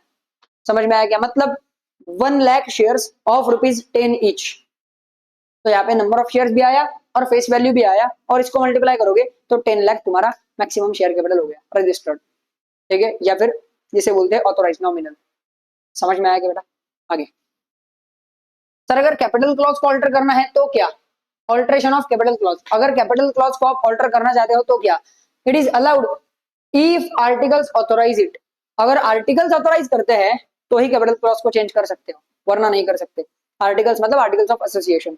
दूसरा, it is done for increasing authorised capital, issuing new shares और converting shares into stock. Sir या तो ये किस काम के लिए किया जाएगा, आपके कंपनी का ऑथोराइज्ड कैपिटल बढ़ाने के लिए। तो कैसे करेंगे, नए शेयर इश्यू करके या फिर पुराने ही शेयर्स को स्टॉक में कन्वर्ट करके, ठीक है, या स्टॉक को शेयर्स में कन्वर्ट करके, ये दोनों भी चीजें होनी चाहिए या हो सकती है इसके थ्रू, ठीक है। और तीसरा, it requires passing an ordinary resolution, जहां पे वोट्स इन फेवर ज्यादा होंगे वोट्स अगेंस्ट से। अब ये क्या है सर, अभी तक अपन स्पेशल रेजोल्यूशन देख रहे थे, अब ये इन्होंने अचानक से दूसरा काम बोल दिया, that is ordinary resolution. Special resolution में मैंने क्या बोला था, जितने भी मेंबर्स प्रेजेंट है ना, उन मेंबर्स में से एटलीस्ट 75% मतलब ही 3/4 ऑफ मेंबर्स ने आपके फेवर में वोट करना चाहिए, वो होता है स्पेशल रेजोल्यूशन, ठीक है। ऑर्डिनरी रेजोल्यूशन मतलब क्या होता है मेरे मुन्ने, ऑर्डिनरी रेजोल्यूशन मतलब जित मेजोरिटी बोलते हैं ना अपन, बचपन में खेलते थे जास्तीची मेजोरिटी, मतलब क्या सर, जितने भी मेंबर्स प्रेजेंट है ना, उनमें से ज्यादा वोट्स इन फेवर आने चाहिए और कम वोट्स अगेंस्ट आने चाहिए। मतलब मान लो फॉर एग्जांपल अगर 100 लोग बैठे हैं, उनमें से 51 लोगों ने इन फेवर वोट डाल दिया, तो इसे मानेंगे ऑर्डिनरी रेजोल्यूशन। समझ गए क्या? या फिर ऐसे बोल सकते हो कि ऑर्डिनरी रेजोल्यूशन पास करने के लिए 100 में से एटलीस्ट 51 लोगों को इन फेवर वोट्स देने पड़ेंगे, एग्री करना पड़ेगा। समझ में आया क्या? उसको बोलते हैं ऑर्डिनरी रेजोल्यूशन। इसलिए बोला है votes in favour are more than votes against the resolution. समझ में आया क्या मुन्ने? पक्का पक्का, क्या ये बात क्लियर है? ठीक है, चलो आगे बढ़ते हैं। नेक्स्ट पॉइंट नंबर 6 है सब्सक्रिप्शन या एसोसिएशन, सॉरी सब्सक्रिप्शन क्लॉज या एसोसिएशन क्लॉज, एसोसिएशन क्लॉज, ठीक है। ये लास्ट क्लॉज होता है मेमोरेंडम ऑफ एसोसिएशन का, हमेशा याद रखो, where subscribers declare their intention to form the company. ये क्लॉज में सब्सक्राइबर्स ना अपना इंटेंशन बताते हैं कि बॉस हम लोग एक आए हैं इस ऑब्जेक्ट के लिए, ये कंपनी हम बनाना चाहते हैं, ये ऊपर जो भी लिखा है ना वो हमने अपने सही इंटेंशन से लिखा है और हमारा इंटेंशन है ये जो भी लिखा है उसे फॉलो करने का। समझ में आया क्या? मतलब जो भी हमने बताया है ऊपर सीधी सी भाषा में, ये हम फॉलो करेंगे, तो ये ले फॉलो करेगा, इसकी क्या गारंटी है? ये ले मेरा नाम, ये ले मेरा साइन, ये ले मेरे डिटेल्स। समझ में आया क्या? पक्का पक्का। जो हमने चैप्टर 3 में सीखा था कि 7 लोगों ने पब्लिक कंपनी के केस में, 2 लोगों ने प्राइवेट कंपनी के केस में और एक व्यक्ति ने 1% कंपनी के केस में एटलीस्ट सब्सक्राइब करना चाहिए मेमोरेंडम और आर्टिकल्स को। सब्सक्राइब करना चाहिए मतलब क्या सर? वहां पे अपना नाम लिख के वो अपनी साइन करेंगे, मतलब वो गारंटी दे रहे हैं कि ये जो भी लिखा है हम फॉलो कर रहे हैं या करेंगे भविष्य में। समझ में आया क्या? पक्का पक्का, एकदम अच्छे से, गुड। आगे इसका रिक्वायरमेंट क्या है? ये देखो, sign by at least 7% in case of public company, 2% in case of private company, 1% in case of OPC, जहाँ पे signatures made in the presence of witness who also provide details. ठीक है, तो मैं मान लो सब्सक्राइबर हूँ, सब्सक्राइबर टू द मेमोरेंडम, मैं सब्सक्राइबर हूँ, ठीक है, सब्सक्राइबर टू द मेमोरेंडम, ठीक है। तो अगर मैं यहाँ पे साइन कर रहा हूँ, मेरे साथ और 6 लोग साइन कर रहे हैं पब्लिक कंपनी के केस में, तो बॉस ये हमें करना पड़ेगा एक विटनेस के सामने, जिस विटनेस के भी डिटेल्स और उसका भी नाम और साइन वहां पे रहेगा। समझ में आ रहा है क्या मुन्ने? पक्का पक्का, क्लियर है एकदम अच्छे से, गुड। आगे ये है तुम्हारे मेमोरेंडम ऑफ एसोसिएशन के 6 क्लॉज सारे, तो उसे अगर आपको अल्टर करना है तो क्या, और वो क्लॉज के डिटेल्स, ये बहुत इंपॉर्टेंट क्वेश्चन है, ये बहुत इंपॉर्टेंट है, 6 के 6 क्लॉज करके जाना बहुत ही इंपॉर्टेंट है, ठीक है। आगे नेक्स्ट सर, यहाँ पे हो गया मेमोरेंडम ऑफ एसोसिएशन कंप्लीट। इसके बाद आता है आपका आर्टिकल्स ऑफ एसोसिएशन। कौन है? Articles of association. Articles of association क्या बोलता है? The articles of association AOA is the second most important legal document. Sir memorandum of association है प्राइमरी और आर्टिकल्स ऑफ एसोसिएशन है, मतलब उसके बाद तुरंत आता है आर्टिकल्स ऑफ एसोसिएशन। ये क्या बोलता है?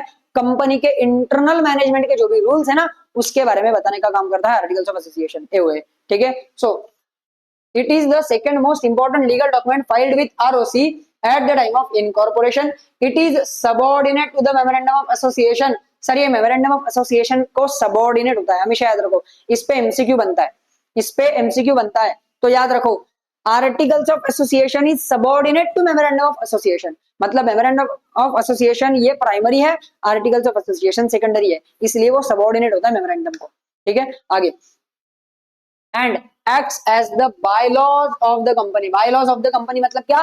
कंपनी ने खुद के लिए बनाए हुए रूल्स, लेकिन ये रूल्स कैसे बनाने पड़ते हैं?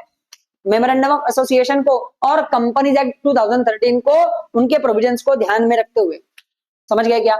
ये ना, अब देखो मैंने कुछ देर पहले बोला था कि भाई दादाजी है, पापा दादाजी के खिलाफ कभी नहीं जा सकते, बेटे के खिलाफ जा सकते हैं, ठीक है, लेकिन बेटा ना पापा के खिलाफ जा सकता है ना दादाजी के खिलाफ जा सकता है। तो आर्टिकल्स ऑफ एसोसिएशन हमेशा मेमोरेंडम ऑफ एसोसिएशन और कंपनीज एक्ट के दायरे में रह के ही काम करेगा। उसके सारे रूल्स जो भी होंगे ना वो इन दोनों को ध्यान में रखते हुए होंगे। समझ में आया क्या बेटा? पक्का। So it governs the internal management and operational framework of the company. Sir ये इंटरनल मैनेजमेंट को गवर्न करता है articles of association. Section 2 clause 5 of companies act 2013 में इसका डेफिनेशन दिया है। क्या बोला है? Articles means articles of association of a company as originally framed or as altered from time to time under the provisions of the Companies Act 2013। Same है, memorandum की तरह इसका डेफिनेशन है। मतलब क्या सर? इनकॉर्पोरेशन के टाइम से जिस डॉक्यूमेंट को आर्टिकल्स ऑफ एसोसिएशन बोला है उसको अपन आर्टिकल मानेंगे और जिसे टाइम टू टाइम अल्टर किया गया है जब जब जरूरत पड़ी तब। समझ में आया क्या? वो है आर्टिकल। आगे, The Articles of Association is a written legal document containing rules and regulations for the internal management of the company। Company का इंटरनल मैनेजमेंट जो है उसके सारे रूल्स एंड रेगुलेशंस जिस डॉक्यूमेंट में लिखे हुए होते हैं वो है आर्टिकल्स ऑफ एसोसिएशन। समझ में आ रहा है? क्लियर है? पक्का पक्का, गुड। आगे, की points and importance of articles of association. क्या क्या है इंपॉर्टेंस, क्या क्या की पॉइंट्स है, ध्यान दो। Articles of association defines powers, rights and duties of directors and officers. Memorandum of association company के पावर्स बताता है और आर्टिकल्स ऑफ एसोसिएशन किसके? डायरेक्टर्स और ऑफिसर्स के राइट्स, ड्यूटीज और पावर्स बताता है, ठीक है, इंटरनल मैनेजमेंट से रिलेटेड। आगे, it governs internal administration and establishes relationships between company and members and between members themselves. Sir company के मेंबर्स के साथ रिलेशन और मेंबर्स के एक दूसरे के साथ रिलेशन बताने का काम कौन करता है और गवर्न करने का काम कौन करता है? Articles of association. समझ गए? तो मेमोरेंडम ऑफ एसोसिएशन किसके रिलेशन पे फोकस करता है? Company and outsiders. समझ में आया क्या बेटा? पक्का पक्का। आगे, next, it can not exceed the power stated in memorandum of association और कॉन्ट्राडिक्ट द कंपनीज एक्ट और एनी लॉ। अभी मैंने क्या बोला था कि सर बच्चा है ना अपने पापा के खिलाफ जा सकता है ना दादाजी के खिलाफ जा सकता है। मतलब आर्टिकल्स ऑफ एसोसिएशन कभी भी कॉन्ट्राडिक्ट नहीं कर सकता किसको? मेमोरेंडम ऑफ एसोसिएशन को, कंपनी लॉ को या किसी और भी लॉ को। समझ गए क्या? उसे सबकी बात माननी पड़ती है, आज्ञाकारी बच्चा। समझे? आगे, company act provide model articles table F to J as per the company type. हमने मेमोरेंडम ऑफ एसोसिएशन का देखा था टेबल ए से लेके ई तक 5 टाइप के हिसाब से, तो वैसे ही आर्टिकल्स ऑफ एसोसिएशन के भी 5 अलग अलग मॉडल हैं या फॉर्मेट्स हैं उनके कंपनी के टाइप्स के हिसाब से। ध्यान दो, टेबल एफ मतलब table A B C D E ये मेमोरेंडम ऑफ एसोसिएशन के है और उसके बाद table F G H I J ये आर्टिकल्स ऑफ एसोसिएशन के 5 अलग अलग फॉर्मेट्स हैं, ठीक है। सो टेबल एफ क्या बोलता है? Articles of association of company limited by shares. Table G क्या बोलता है? Articles of association of company limited by guarantee having share capital, ठीक है। टेबल एच क्या बोलता है? Articles of association of company limited by guarantee not having share capital. Table I क्या बोलता है? Articles of association of company unlimited company with share capital मतलब having share capital. And table J क्या बोलता है? Articles of association of unlimited company not having share capital या without share capital. ये 5 type के फॉर्मेट्स हैं company के types के हिसाब से, ठीक है, आर्टिकल्स ऑफ एसोसिएशन के। आगे बस एक बात याद रखो, मेमोरेंडम ऑफ एसोसिएशन में ना यहाँ पे पहले ऊपर नॉट हैविंग शेयर कैपिटल वाले हैं और नीचे हैविंग शेयर कैपिटल वाले हैं। यहाँ पे भी नॉट हैविंग शेयर कैपिटल वाले और हैविंग शेयर कैपिटल वाले हैं। आर्टिकल्स ऑफ एसोसिएशन में उसका एग्जैक्ट उल्टा है। अगर तुम कंपेयर करके देखोगे तो समझ में आएगा, ठीक है, गुड। आगे, subscribers of memorandum must also sign the articles in presence of at least 1 witness, ठीक है। सो जो लोग मेमोरेंडम ऑफ एसोसिएशन को सब्सक्राइब कर रहे हैं उन्होंने आर्टिकल्स ऑफ एसोसिएशन को सब्सक्राइब करना ही पड़ेगा। सर पापा को अगर आप एक्सेप्ट कर रहे हो ना तो आपको बेटे को एक्सेप्ट करना ही पड़ेगा। समझ में आया क्या बेटा? पक्का पक्का, एकदम अच्छे से, good. Contents of articles of association. Sir क्या क्या कंटेंट्स होते हैं आर्टिकल्स ऑफ एसोसिएशन में? अब यहाँ पे क्लॉजेस नहीं होते मेमोरेंडम ऑफ एसोसिएशन की तरह, name clause, registered office clause, library clause, capital clause, ये ऐसे इस तरीके से कोई क्लॉजेस नहीं होते यहाँ पे, ठीक है। तो यहाँ पे क्या होता है? AOA generally contains rules regarding, so articles of association में ना कुछ प्रोविजंस रहेंगे, रूल्स रहेंगे रिलेटेड टू, पहला शेयर कैपिटल। तो क्या रूल्स रहेंगे सर? शेयर का टाइप कैसे रहेगा, राइट क्या दिए जाएंगे शेयर होल्डर्स को, ये सारी चीजें शेयर्स के हिसाब से। उसके बाद allotment, calls and forfeiture of shares, उसके बाद transfer and transmission of shares, transfer transmission में क्या फर्क है? सर मैंने अपने शेयर्स किसी को बेच दिए, ट्रांसफर है। मैं मर गया, मेरे बच्चे को मेरे शेयर्स मिल गए, ट्रांसमिशन है। ठीक है, आगे कंपनीज लीन ऑन शेयर्स, ये कंपनी का राइट है to retain shares until debts are paid, मतलब जब तक पैसे नहीं मिलते तब तक शेयर्स नहीं मिलेंगे। दूसरा increase alteration reduction of share capital. आगे डायरेक्टर्स एंड ऑफिसर्स, उनका अपॉइंटमेंट, रेम्यूनरेशन, पावर, ड्यूटीज, ये सब कहां पे डिसाइड होता है? आर्टिकल्स ऑफ एसोसिएशन में। आगे conversion of shares into stock and conversion of stock into shares. उसके बाद मीटिंग्स, सर मीटिंग से रिलेटेड सारे rules, board meetings, committee meetings, voting, quorum, poll, adjournment, ये सब कुछ, ये सारे रूल्स मीटिंग से रिलेटेड कहां पे होते हैं? आर्टिकल्स ऑफ एसोसिएशन में। उसके बाद कंपनी का audit, reserve, declaration of dividend, borrowing powers and procedure, issue and duplicate issue of share certificates, constitution of audit, remuneration and CSR committees, अलग अलग कमिटीज किस बेसिस पे बनेंगे, ये होता है तुम्हारे एओए में। आगे provisions for winding up and arbitration and indemnity provisions, sir arbitration मतलब झगड़े सुलझाने का काम, और इंडेमनिटी मतलब लॉसेस के केस में गारंटी देने का काम। ये सारे काम, ये सारे चीजें, ये सारे रूल्स, रेगुलेशंस, प्रोविजंस कहां पे होते हैं? आर्टिकल्स ऑफ एसोसिएशन के कंटेंट्स में होते हैं। समझ में आया? पक्का पक्का, आई होप ये क्लियर है। आगे special restrictions for private company, कुछ कंपनीज के लिए ना स्पेशल रेस्ट्रिक्शंस होते हैं आर्टिकल्स में। ठीक है, जैसे प्राइवेट कंपनी के लिए आर्टिकल्स ही बोलते हैं क्या? उसके एओए में मस्ट ये चीज आनी ही चाहिए। क्या आनी चाहिए? प्राइवेट कंपनी के आर्टिकल्स ऑफ एसोसिएशन में that maximum number of members is limited to 200। अब ये तो पता है ना सबको, प्राइवेट कंपनी के केस में अपन ने सीख चुका है क्या? ज्यादा से ज्यादा मेंबर्स कितने हो सकते हैं? 200। उसके शेयर्स फ्रीली ट्रांसफरेबल नहीं होते, और वो पब्लिक को इनवाइट नहीं कर सकती सिक्योरिटीज को सब्सक्राइब करने। तो ये तीन चीजें हर प्राइवेट कंपनी के आर्टिकल्स में होनी चाहिए, ये बात यहाँ पे बोलिए। ये स्पेशल रेस्ट्रिक्शन है। ठीक है, restriction on transfer of shares and prohibition on public invitation to buy shares और सिक्योरिटीज। समझ में आया क्या मुझे? पक्का पक्का क्लियर है यहाँ तक सबको? गुड। आगे next, entrenchment of articles. Entrenchment of articles मतलब क्या? सर कई कई जगह पे ना स्पेशल रेजोल्यूशन पास करना पड़ता है आर्टिकल्स को, आपको अगर चेंज करना है, ऑल्टर करना है तो। लेकिन कुछ कुछ जगह पे एंट्रेंचमेंट मतलब क्या? कुछ कुछ जगह पे बहुत स्ट्रिक्ट प्रोविजंस लिखे हुए होते हैं आर्टिकल्स में। मतलब मेमोरेंडम को अगर आपको ऑल्टर करना है तो कई जगह पे बोला है आपको स्पेशल रेजोल्यूशन पास करना पड़ेगा। ठीक है, लेकिन आर्टिकल्स बोलते हैं नहीं नहीं नहीं नहीं नहीं नहीं नहीं नहीं नहीं, रुक रुक रुक रुक, कुछ रूल्स मेरे लिए बहुत इंपॉर्टेंट है।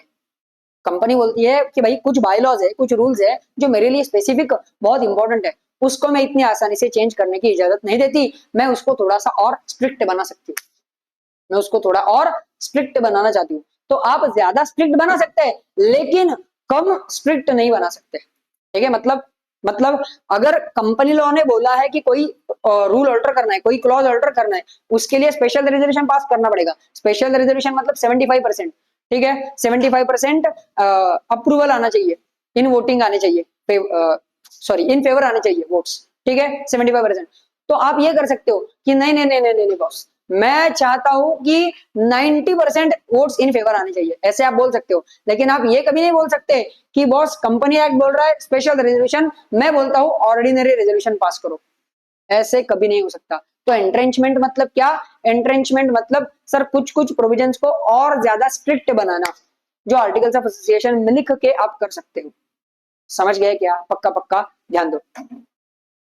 Some articles of association AOA provisions may be entrenched, meaning that they cannot be altered by just passing a special resolution. More stringent procedures are required. ज्यादा स्ट्रिक्ट, ज्यादा स्ट्रिंजेंट प्रोसीजर उसके लिए लगेगा। ये कौन डिसाइड करता है? कंपनी के लोग ही, जनरली प्रमोटर्स जो आर्टिकल्स ऑफ एसोसिएशन बनाते हैं। ठीक है, so example 90% of approval to change the company name. ठीक है, अब स्पेशल रेजोल्यूशन बोला है ना, कुछ लोग बोलेंगे नहीं नहीं नहीं स्पेशल रेजोल्यूशन नहीं, हम बोलेंगे कि 90% का अप्रूवल लगना चाहिए। समझ गए क्या? इसको बोलते हैं एंट्रेंचमेंट ऑफ आर्टिकल्स। ठीक है, तो ये कब हो सकता है? सर शुरुआत से हो सकता है या कंपनी के लाइफ टाइम में कभी भी हो सकता है। ठीक है, so entrenchment can be done at incorporation और लेटर, इनकॉर्पोरेशन के टाइम पे या कभी भी बाद में, जब लोगों को सही लगे। समझ में आया? गुड। आगे सर अगर एओए को अल्टर करना है, आर्टिकल्स ऑफ एसोसिएशन को अगर अल्टर करना है, चेंज करना है, तो क्या करना पड़ेगा? Alteration must comply with MOA and companies act. पहली बात, मेमोरेंडम ऑफ एसोसिएशन और कंपनीज एक्ट के बाहर नहीं जा सकता, ऑल्टर कर सकता है लेकिन उनके रूल्स के बाहर नहीं जा सकता। दूसरा, done by special resolution in general meeting, आपको स्पेशल रेजोल्यूशन पास करना ही पड़ेगा जनरल मीटिंग लेके, और Alteration is binding on members as if they signed the original articles. So ये सारे मेंबर्स पे ऑल्ट्रेशन जो भी है ना, जब भी ऑल्टर होता है आर्टिकल्स ऑफ एसोसिएशन, तो सारे मेंबर्स पे बाइंडिंग होता है। क्यों? क्योंकि उन्होंने ओरिजिनल आर्टिकल्स को साइन किया हुआ है, इसलिए प्रमोटर्स या सब्सक्राइबर जिनको अपन बोलते हैं। ठीक है, आगे next, ways of alteration. Sir आप आर्टिकल्स को किस तरीके से ऑल्टर कर सकते हो? पहला, adoption of new set of articles, पूरा ही सेट आर्टिकल्स ऑफ एसोसिएशन ही पूरे डिस्कार्ड करके नए लाए, पूरे ही चेंज कर दिए, न्यू आर्टिकल्स ऑफ एसोसिएशन बनाए पूरे। दूसरा, deletion of an existing article. ठीक है सर, मतलब क्या? आपने आर्टिकल्स ऑफ एसोसिएशन में से किसी एक, दो या तीन, चार या नंबर ऑफ आर्टिकल्स को डिलीट कर दिया, सीधा उठा के बाहर फेंक दिया, फाड़ दिया, फेंक दिया। ठीक है। तीसरा, एडिशन और insertion of new article, articles of association में कुछ नए आर्टिकल्स और ऐड कर दिए, आर्टिकल मतलब वो प्रोविजंस। ठीक है। Fourth, substitution of article, sir कुछ पुराने आर्टिकल्स को हटा के उनकी जगह नए आर्टिकल्स डाल दिए, सब्स्टिट्यूट कर दिए। और point number 5, amendment of existing provisions, या फिर कुछ एग्जिस्टिंग प्रोविजंस थे, वो प्रोविजंस ही पूरे हमने अमेंड कर दिए, चेंज, अमेंड मतलब चेंज करना, तो वो प्रोविजंस ही हमने चेंज कर दिए। ये 5 तरीके हैं आर्टिकल्स ऑफ एसोसिएशन को ऑल्टर करने के, लेकिन स्पेशल रेजोल्यूशन पास करके। समझ में आया कि बेटा? पक्का पक्का, गुड। आगे सर एक बहुत ही इंपॉर्टेंट चीज यहाँ पे आती है आगे, doctrine of indoor management. Important है, इस पे भी शॉर्ट नोट का क्वेश्चन बनता है 100%। ठीक है, याद रखो डॉक्ट्रिन ऑफ इंडोर मैनेजमेंट। जैसे हमने देखा doctrine of ultra vires, doctrine of ultra vires क्या बोलता है कि कंपनी के पावर्स के, मेमोरेंडम ऑफ एसोसिएशन के पावर्स के बाहर जाके कंपनी कोई भी काम करती है तो वो अल्ट्रावायर्स माना जाएगा, मतलब नल एंड वॉइड हो जाएगा, इनवैलिड एक्ट होता है वो। समझ में आया क्या? डॉक्ट्रिन ऑफ अल्ट्रावायर्स, पक्का पक्का। सो ये क्या करता है, ये doctrine of ultra vires protection provide करता है, किसको प्रोटेक्शन देता है भाई? कंपनी को। समझ में आ रहा है क्या? पक्का पक्का, कंपनी को प्रोटेक्शन दे रहा है। ठीक है, आगे दूसरा, doctrine of indoor management. Doctrine of indoor management क्या करता है? The doctrine of indoor management is an important principle in company law that safeguards the interest of outsiders dealing with the company. Doctrine of indoor management exact उसके opposite है, किसके? Ultra vires के। क्या बोलता है इंडोर मैनेजमेंट कि boss सुनो सुनो सुनो सुनो सुनो, ध्यान दो अच्छे से। डॉक्ट्रिन ऑफ इंडोर मैनेजमेंट बोलता है कि बॉस मैं आउटसाइडर के इंटरेस्ट को प्रोटेक्ट करना चाहता हूं। क्या बोलता है? मैं आउटसाइडर के प्रोटेक्ट, मतलब बाहर का जो व्यक्ति है जो कंपनी के साथ डील करेगा उसके इंटरेस्ट को प्रोटेक्ट करना चाहता हूं। मतलब क्यों? क्योंकि सर ये ऐसे माना है ना कि जो भी व्यक्ति कंपनी के साथ डील करेगा उसे कंपनी के आर्टिकल्स और मेमोरेंडम के बारे में जानकारी है, ये अज्यूम किया जाता है, ये प्रिजम्पशन होता है हमेशा। क्यों? क्योंकि लॉ मानता है कि वो पढ़ के ही आया है दोनों चीजें। ठीक है सर, पढ़ के भी आया हो तो भी कुछ चीजें ऐसी होती है जो कंपनी के इंटरनल मैनेजमेंट से रिलेटेड होती है। कुछ चीजें, बहुत अच्छे से ध्यान देना, कुछ चीजें ऐसी होती है जो कंपनी के इंटरनल मैनेजमेंट से रिलेटेड होती है, जो बाहर का व्यक्ति जाने या उसे उसकी इंफॉर्मेशन हो, ये उससे अपन एक्सपेक्ट कर ही नहीं सकते। जैसे फॉर एग्जाम्पल बॉस कंपनी का अगर नाम चेंज करना है, ठीक है, तो कंपनी का नाम चेंज करने के लिए हमने बोला है कि स्पेशल रेजोल्यूशन पास करना पड़ेगा। ठीक है, हाँ ये बात बाहर वाले व्यक्ति को पता है ना, स्पेशल रेजोल्यूशन पास करना पड़ेगा, लेकिन कंपनी ने स्पेशल रेजोल्यूशन पास किया है कि नहीं किया है, ये जानने का उसे कोई राइट नहीं होता, ये जानने का उसे कोई राइट नहीं होता, क्योंकि रेजोल्यूशन ये कोई पब्लिक डॉक्यूमेंट नहीं है। समझ गए क्या? पक्का पक्का। तो कंपनी ने एक्चुअली स्पेशल रेजोल्यूशन या कोई रेजोल्यूशन पास किया है कि नहीं किया है, ये वो नहीं जान सकता। कंपनी के इंटरनल मैनेजमेंट के जो भी रूल्स एंड रेगुलेशंस है वो कंपनी फॉलो कर रही है कि नहीं कर रही, इसका उससे कोई संबंध नहीं है बाहर वाले व्यक्ति का। समझ में आया क्या? पक्का पक्का। तो वो भले ही आर्टिकल्स या मेमोरेंडम को पढ़ के आया है, ये हम मान लेते हैं, लेकिन फिर भी वो इंटरनल मैनेजमेंट के सारे रूल्स एंड रेगुलेशंस को जाने या कंपनी ने उसे फॉलो किया है या नहीं किया है, ये उसको नॉलेज हो, ये जरूरी नहीं है। समझ में आया? ये बात बोलता है doctrine of freedom indoor management. समझ में आया क्या बेटा? पक्का पक्का। डॉक्ट्रिन ऑफ इंडोर मैनेजमेंट क्या बोलता है? क्या बोलता है? ध्यान दो। Outsiders can access and rely on the information available in companies MOA and AOA as these are public documents। Sir ये दोनों भी पब्लिक डॉक्यूमेंट्स है, तो इसका नॉलेज आउटसाइडर्स को आसानी से हो सकता है, एक्सेसिबल है। However, certain internal procedures of company like passing board resolution, obtaining approvals are not accessible to outsiders। लेकिन सर कुछ इंटरनल मैनेजमेंट के प्रोसीजर्स होते हैं ना जो आउटसाइडर्स को एक्सेसिबल नहीं होते। समझ में आया क्या? तो आउटसाइडर को ये पता है कि बोर्ड रेजोल्यूशन पास करना पड़ेगा, समझ में आया, लेकिन कंपनी ने एक्चुअली बोर्ड रेजोल्यूशन पास किया है या नहीं किया है ये उसको नहीं पता, ये बात वो नहीं जानता। समझ में आया क्या? आगे, so the doctrine states that outsiders are not bound to investigate whether the company has followed all internal procedures properly before entering into a contract। तो आउटसाइडर से आप ये एक्सपेक्ट नहीं कर सकते कि वो ये भी इन्वेस्टिगेट करे कि कंपनी ने उसके प्रोसीजर अच्छे से फॉलो किए कि नहीं किए। बॉस वो बेचारा पहले ही वो आर्टिकल्स और मेमोरेंडम पढ़ के आया है, ठीक है, तो उससे इतना भी ज्यादा एक्सपेक्ट मत करो कि वो इन्वेस्टिगेट करे पहले डील करने से पहले। तो वो इन्वेस्टिगेट ही करता रहेगा तो डील कब करेगा? समझ में आया क्या? पक्का पक्का ये पर्पज है डॉक्ट्रिन ऑफ इंडोर मैनेजमेंट का, इसीलिए बोला है कि ये प्रोटेक्ट करता है आउटसाइडर के इंटरेस्ट को। समझ में आया? ये प्रोटेक्ट करता है इसको, आउटसाइडर्स इंटरेस्ट को।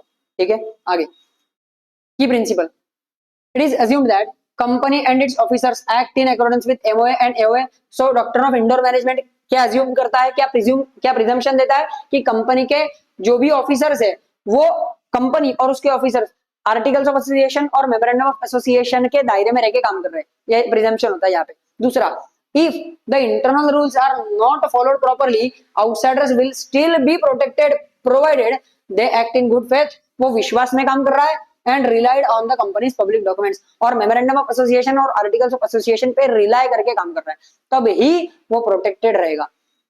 समझ में आया? वो गुड फेथ में काम कर रहा है। अगर वो झोल झाल के काम कर रहा है, ठीक है, उसे पता है कि कंपनी का इंटरनल मैनेजमेंट ऐसा ऐसा है या ये प्रोसीजर चेंज हुआ है, लेकिन फिर भी वो दिखा रहा है कि मुझे पता नहीं है, तो बॉस वो पकड़ा जा सकता है, फिर उसे प्रोटेक्शन नहीं मिलेगा अगर ये प्रूव हुआ तो। समझ में आया क्या बेटा? पक्का पक्का, आगे, गुड। इंपॉर्टेंस ऑफ डॉक्ट्रिन, ये डॉक्ट्रिन का इंपॉर्टेंस क्या है, ये डॉक्ट्रिन का क्या महत्व है? इट प्रोटेक्ट्स आउटसाइडर्स, मतलब कौन कौन sir? Creditors, investors, suppliers who deal with the company based on memorandum of association and articles of association। दूसरा, it prevents companies from avoiding liability by claiming internal irregularities। Sir company की liability avoid करते हैं ये, ठीक है, sorry company को liability avoid करने से प्रिवेंट करते हैं, सॉरी कंपनी को लाइबिलिटी अवॉइड करने से प्रिवेंट करते हैं, ठीक है। और तीसरा, it promotes business certainty and trust in commercial transactions. और सर ये बिजनेस सर्टेनिटी और ट्रस्ट मेंटेन कराने का काम करते हैं कमर्शियल ट्रांजैक्शंस के केस में, ठीक है। कौन? यार डॉक्ट्रिन ऑफ इंडोर मैनेजमेंट, ठीक है, आगे। और लास्ट डॉक्यूमेंट है कंपनी का, दैट इज प्रोस्पेक्टस। सो पहला डॉक्यूमेंट, पहले दो पब्लिक डॉक्यूमेंट्स इंपॉर्टेंट डॉक्यूमेंट्स हो गए अपने, प्राइमरी है मेमोरेंडम ऑफ एसोसिएशन और सेकेंडरी है आर्टिकल्स ऑफ एसोसिएशन, उससे रिलेटेड सारे रूल्स रेगुलेशन हम सीख लिए, ठीक है। अब लास्ट है जिसका नाम है प्रोस्पेक्टस। प्रोस्पेक्टस क्या है सर?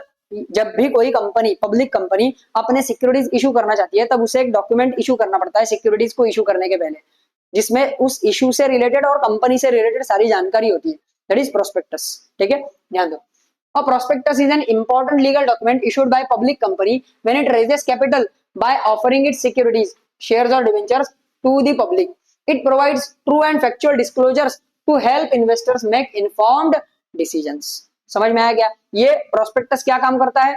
ये इन्वेस्टर्स जो है उन्हें अपने डिसीजन को पक्का कराने में हेल्प करता है कि बॉस मुझे किसी कंपनी में इन्वेस्ट करना है या नहीं करना है, ये कोई व्यक्ति कैसे डिसाइड करेगा? उस कंपनी का प्रोस्पेक्टस पढ़ के। समझ में आया क्या? आगे, सो इसका डेफिनेशन क्या है? सेक्शन 2 क्लॉज 70 में प्रोस्पेक्टस का डेफिनेशन बोला है according to companies act 2013 section 2 clause 70। और प्रोस्पेक्टस इंक्लूड्स, अब इंक्लूड बोला है, मींस नहीं बोला, इंक्लूड बोला है, तो प्रोस्पेक्टस में कुछ भी आ सकता है सर। क्या क्या आ सकता है? Any notice, circular, advertisement, document inviting offers from public for subscription और परचेस ऑफ कंपनी सिक्योरिटीज। क्या बोला है सर? ऐसा कोई भी नोटिस, सर्कुलर, एडवर्टीजमेंट या डॉक्यूमेंट जो पब्लिक से ऑफर्स इनवाइट कर रहा है उस कंपनी के शेयर्स या सिक्योरिटीज परचेस करने के लिए। समझ में आया क्या? मतलब पब्लिक को बता रहा है कि बॉस हमारे ऐसे ऐसे सिक्योरिटीज है, अगर आपको खरीदने तो खरीद सकते हो, फिर पब्लिक ऑफर लेके आएंगे कि हाँ भाई मुझे खरीदने। समझ में आया? तो ये बताने वाला कोई भी नोटिस, सर्कुलर, एडवर्टीजमेंट, डॉक्यूमेंट उसे अपन प्रोस्पेक्टस बोल सकते हैं, ठीक है। इट ऑल्सो इंक्लूड्स और red herring prospectus and shelf prospectus. Sir ये टाइप्स है प्रोस्पेक्टस के जो अभी अपन आगे देखने वाले हैं, ठीक है। सो types of prospectus, total 5 type के प्रोस्पेक्टस है। एक है एब्रीज्ड प्रोस्पेक्टस, दूसरा है शेल्फ प्रोस्पेक्टस, तीसरा है रेड हेरिंग प्रोस्पेक्टस, फोर्थ है letter of offer and fifth offer letter. ये 5 तरीके के टोटल प्रोस्पेक्टस है। कौन से?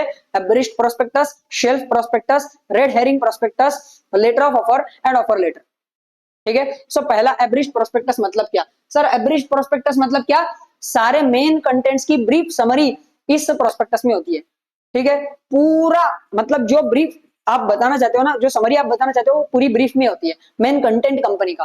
ठीक है। मतलब कंपनी का सारा कच्चा चिट्ठा इसमें होता है। ठीक है। लेकिन ब्रीफ तरीके से, शॉर्ट में। ठीक है। इसलिए इसको बोलते हैं abridged. So it is a brief summary of main contents of prospectus. It is attached to the application form for public offers. तो जब शेयर्स इशू का एप्लीकेशन फॉर्म होगा ना, उसके साथ ये प्रोस्पेक्टस दिया जाता है, अटैच्ड रहता है उस फॉर्म के साथ। ठीक है। सो पहला है एब्रिश्ड प्रोस्पेक्टस, जहां पे सारे मेन कंटेंट्स की डिटेल शॉर्ट समरी रहती है। ठीक है। आगे नेक्स्ट सेकंड है शेल्फ प्रोस्पेक्टस। क्या है शेल्फ? शेल्फ मतलब अपन घर में बनाते हैं ना शेल्फ। ठीक है। चीजें रखने के लिए, काय के लिए बनाते हैं शेल्फ? सर जो चीजें हमें बार बार लगने वाली है उन्हें रखने के लिए, ऊपर रखने के लिए, ताकि हम उन्हें जल्दी एक्सेस कर पाए। सो शेल्फ प्रोस्पेक्टस भी ऐसे ही होता है। सर मान लो कंपनी को एक साल में 2-3 बार पैसों की जरूरत पड़ने वाली है, या एक से ज्यादा बार फंड्स की जरूरत पड़ने वाली है। ठीक है। तो एक ही साल में एक 1 ईयर के पीरियड में कंपनी एक से ज्यादा टाइम्स शेयर्स या सिक्योरिटीज इशू करना चाहती है। तो उस केस में क्या कंपनी हर बार प्रोस्पेक्टस इशू करेगी क्या नया? नहीं, उसका बहुत बड़ा प्रोसीजर होता है। तो उस केस में कंपनी एक ही शेल्फ प्रोस्पेक्टस इशू कर देती है। ठीक है। और ये शेल्फ प्रोस्पेक्टस में कंपनी बस बताती है कि बॉस मुझे इस टाइम पे इतना पैसा, इस टाइम पे इतना पैसा, इस टाइम पे इतना पैसा लगेगा। इसको बोलते हैं शेल्फ प्रोस्पेक्टस। समझ में आया क्या? ये शेल्फ की तरह काम करता है, जब जब जरूरत पड़े तब ये प्रोस्पेक्टस सामने निकल के आएगा। समझ में आया क्या? पक्का पक्का। इसलिए बोलते हैं शेल्फ प्रोस्पेक्टस। ध्यान दो, it is used when a company makes multiple issues of securities with in 1 year. एक साल में मल्टीपल इश्यूज कर रही है कंपनी सिक्योरिटीज के। आगे it avoids preparing a fresh prospectus every time. तो हर बार नया प्रोस्पेक्टस बनाने की जरूरत नहीं है। इट रिक्वायर्स फाइलिंग, हाँ लेकिन इसके साथ एक आईएम लगता है, information memorandum with ROC for each new offer. तो हर बार जब नया ऑफर आएगा, अब शेल्फ प्रोस्पेक्टस तो आपने एक ही बार में इशू कर दिया, तो हर बार जब नया इशू आएगा तो उसके साथ एक इंफॉर्मेशन मेमोरेंडम आपको इशू करना पड़ता है और आरओसी के पास सबमिट करना पड़ता है, जिस इंफॉर्मेशन मेमोरेंडम में ये बताया जाएगा कि सर ये वाले इशू में मैं कितने फंड्स रेज करने वाला। समझ में आया क्या मुन्ने? पक्का, गुड। आगे तीसरा है बेटा रेड हेरिंग प्रोस्पेक्टस। क्या है? Red herring prospectus. Red herring prospectus मतलब क्या? सर ये बहुत सस्पेंस होता है। सस्पेंस मतलब इसमें प्राइस से रिलेटेड और क्वांटिटी से रिलेटेड डिटेल्स ही नहीं होते। शेयर्स की प्राइस क्या रहेगी और शेयर्स की क्वांटिटी मतलब उसकी रेंज। समझ में आया क्या? प्राइस की रेंज और क्वांटिटी की रेंज, किस क्वांटिटी में कितने का लॉट रहेगा वगैरह वगैरह वगैरह, ये जो भी है ना, ये डिटेल्स नहीं होते। बाकी सारे डिटेल्स होंगे कंपनी से रिलेटेड, कंपनी के फाइनेंशियल से रिलेटेड, इशू के बारे में बाकी सारे डिटेल्स, केएमपी के बारे में डिटेल्स, लेकिन बस प्राइस और क्वांटिटी के डिटेल्स नहीं होते। तो ये कब इशू किया जाता है? जनरली आईपीओ के टाइम पे इशू किया जाता है, या फिर जब जब बुक बिल्डिंग प्रोसेस के थ्रू शेयर्स इशू किए जाते हैं तब। बुक बिल्डिंग प्रोसेस मतलब क्या? सर जैसे तुम बीड लगाते हो, बीड, ठीक है, कि हाईएस्ट जो भी मुझे बीड मिलेगा, हाईएस्ट जो भी प्राइस मिलेगी उसको मैं सिलेक्ट करेगा। ठीक है। बुक बिल्डिंग प्रोसेस उसको बोलते हैं। ठीक है, पका पका। सो कब इशू होता है? या तो आईपीओ के टाइम पे, या तो बुक बिल्डिंग प्रोसेस के थ्रू इशू हो रहा है तब रेड हेरिंग प्रोस्पेक्टस इशू होता है, जो इनकम्प्लीट होता है, जिसमें प्राइस के और क्वांटिटी के रिलेटेड डिटेल्स नहीं होते। ध्यान दो। So it is an incomplete prospectus. It does not mention the issue price और quantity of securities. It is commonly used for IPOs and under the book building process it must be filed with ROC. ये important है, या ROC के साथ, ROC के पास submit किया जाएगा, file किया जाएगा at least 3 days before the offer opens। Sir जब आपका ऑफर ओपन होने वाला है उसके 3 दिन पहले, एटलीस्ट 3 दिन पहले, उसके मतलब 9 तारीख को अगर ऑफर ओपन हो रहा है ना, तो एटलीस्ट 6 तारीख, 3 दिन पहले आपका prospectus, red herring prospectus issue हो जाना चाहिए। समझ में आया क्या बेटा? पक्का पक्का, एकदम अच्छे से, गुड। आगे next point is letter of offer. क्या है? Letter of offer. Sir letter of offer तब इशू होता है जब कंपनी राइट्स इशू कर रही है। राइट्स इशू मतलब क्या? मेरे एग्जिस्टिंग शेयर होल्डर्स है और जब मैं नए शेयर इशू कर रहा हूं तो मैं पहले पब्लिक से भी पहले मैं मेरे एग्जिस्टिंग शेयर होल्डर से पूछूंगा कि बॉस शेयर्स लेना चाहते हो कि नहीं लेना चाहते। ठीक है, इसे बोलते हैं राइट्स इशू। तो जब मैं राइट्स इशू करूंगा तो जिन लोगों को, एग्जिस्टिंग शेयर होल्डर्स को राइट्स इशू कर रहा हूं ना, उनको जो प्रोस्पेक्टस दूंगा उसे बोलते हैं लेटर ऑफ ऑफर। ठीक है, ध्यान दो। So shares offered to existing share holders in proportion to their existing share holdings. समझ में आया। और लास्ट है तुम्हारा ऑफर लेटर। ऑफर लेटर मतलब क्या? सर मैं प्राइवेट प्लेसमेंट करना चाहता हूं।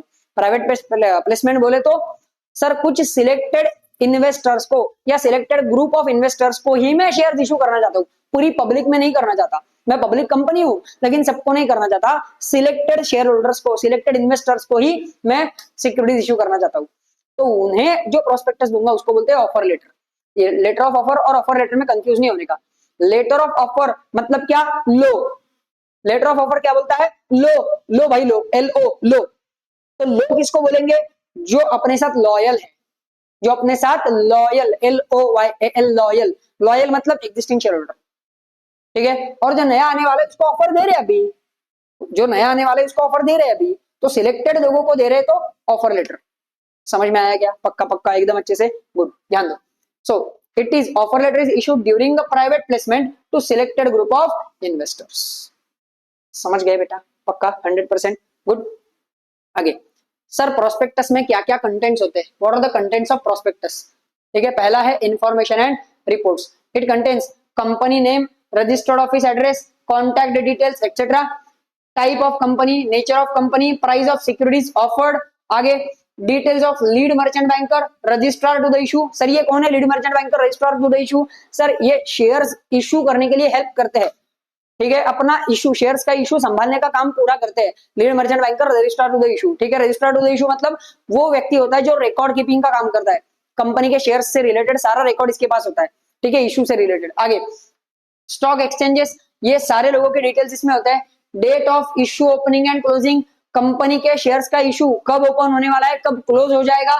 Financial reports and risk factors, ये सारी चीजें होती है इंफॉर्मेशन एंड रिपोर्ट्स के थ्रू तुम्हारे प्रोस्पेक्टस में। और सर दूसरा होता है declaration, statement confirming compliance with companies act, SEBI act and other applicable laws. Declaration में क्या होता है? सर हमने ये जो भी शेयर्स इशू किए हैं या हम जो भी शेयर्स इशू कर रहे हैं वो कंपनीज एक्ट को, सेबी एक्ट को, सिक्योरिटीज कॉन्ट्रैक्ट रेगुलेशन एक्ट को और other SEBI rules and regulations को फॉलो करते हुए हम ये शेयर्स को इशू कर रहे हैं। ये वहां पे डिक्लेरेशन दिया जाता है। ठीक है। तीसरा एक्सपर्ट का स्टेटमेंट होता है। सर एक्सपर्ट मतलब सीए है, सीए में है, सीएस है, लॉयर है, वैल्यूअर है, इंजीनियर है। ये लोग स्टेटमेंट देते हैं कि बॉस मेरे निगरानी के अंडर इन्होंने इशू का काम किया है, इसमें कुछ भी गलत उल्टा सीधा नहीं है, ये सब कुछ सही है। ठीक है, ध्यान दो। सो ओपिनियंस और statements by professionals, example CA, CS, valuer, engineer with their return consent, उनका रिटर्न कंसेंट होता है कि बॉस इन्होंने सही काम किया है, कुछ गलत नहीं किया है इशू करते वक्त। Other prescribed matters as specified by the companies act and SEBI regulations. तो जो भी सेबी बोलेगा, जो भी बाकी के लॉज बोलेंगे, उस हिसाब से बाकी सारी चीजें प्रोस्पेक्टस में होती है। समझ में आया क्या बेटा? पक्का पक्का। आगे statutory requirements and miss statements in prospectus. Sir अगर प्रोस्पेक्टस में कोई मिसस्टेटमेंट है तो, और उसके पहले प्रोस्पेक्टस से रिलेटेड क्या स्टैट्यूटरी रिक्वायरमेंट्स, क्या रूल्स है, क्या रेगुलेशंस है वो। ठीक है, ध्यान दो। So statutory requirements for prospectus, पहला draft prospectus to be made public. एक ड्राफ्ट मतलब जो फाइनलाइज नहीं हुआ है, कच्चा है अभी तक। So draft prospectus filed with SEBI must be made available to the public and stock exchanges where company plans to list its shares. तो एक ड्राफ्ट प्रोस्पेक्टस को फाइनलाइज करने से पहले ना ड्राफ्ट प्रोस्पेक्टस सेबी के पास, ये स्टॉक एक्सचेंजेस के पास और पब्लिक के लिए अवेलेबल किया जाएगा। समझ में आया क्या? उनके रीडिंग के लिए। ठीक है, और जहां पे स्टॉक एक्सचेंज पे कंपनी अपने शेयर्स लिस्ट करना चाहती है वो स्टॉक एक्सचेंज को, ठीक है, सो और सेबी को ये पहले ड्राफ्ट प्रोस्पेक्टस दिया जाएगा उनको पढ़ने के लिए, उसमें कोई ऑब्जेक्शन है क्या?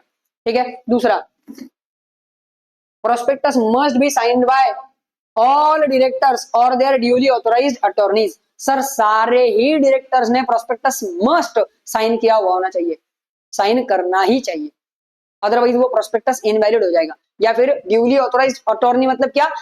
किसी डायरेक्टर ने किसी व्यक्ति को अथॉरिटी दे रखी होगी रिटर्न में कि बॉस मेरी जगह पे तू साइन कर चलेगा, उसे बोलते हैं अटॉर्नी। ठीक है, सारे राइट्स जिसको दिए। तीसरा रजिस्ट्रेशन विद आरओसी। सर ये प्रोस्पेक्टस को आरओसी के साथ रजिस्टर भी करना पड़ता है, ध्यान दो। A copy of prospectus must be filed or registered with ROC before issuing it to the public.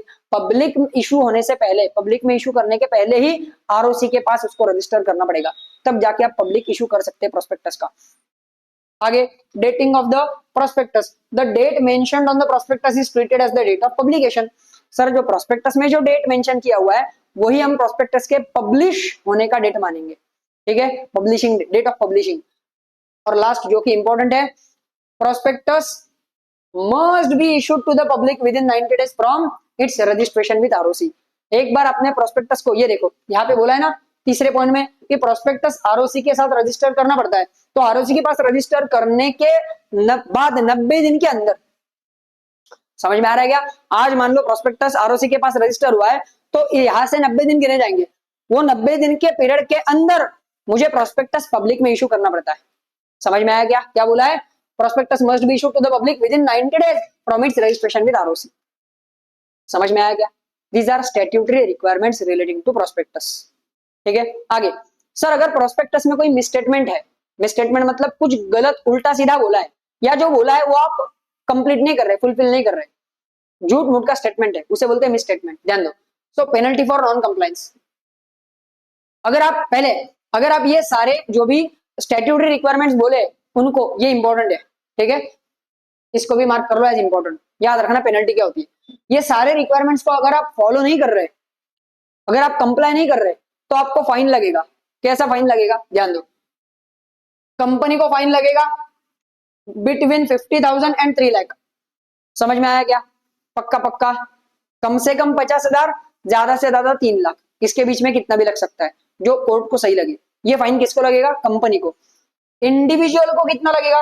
अगर कोई ये करते वक्त किसी इंडिविजुअल का उसमें हाथ है, किसी ने नोइंगली कोई लॉ को कंप्लाई नहीं किया है, तो उस ऑफिसर को, उस डायरेक्टर को कितना फाइन लगेगा? इम्प्रिजनमेंट अप टू 3 इयर्स और फाइन बिटवीन 50,000 एंड 3 लाख और both.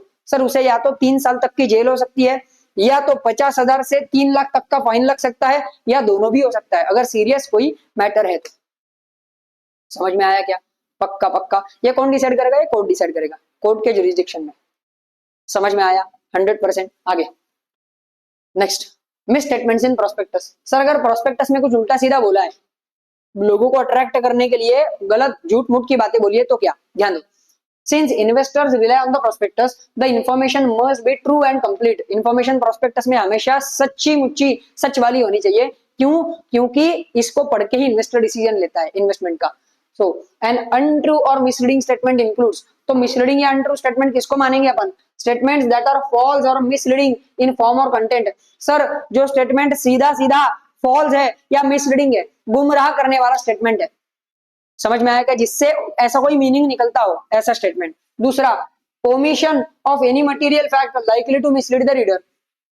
Omission of material fact मतलब सर ऐसी कोई बात जो इन्वेस्टर्स को जानना जरूरी है, आपने जानबूझ के वो बात छुपाई ताकि इन्वेस्टर्स अपना डिसीजन चेंज ना करें।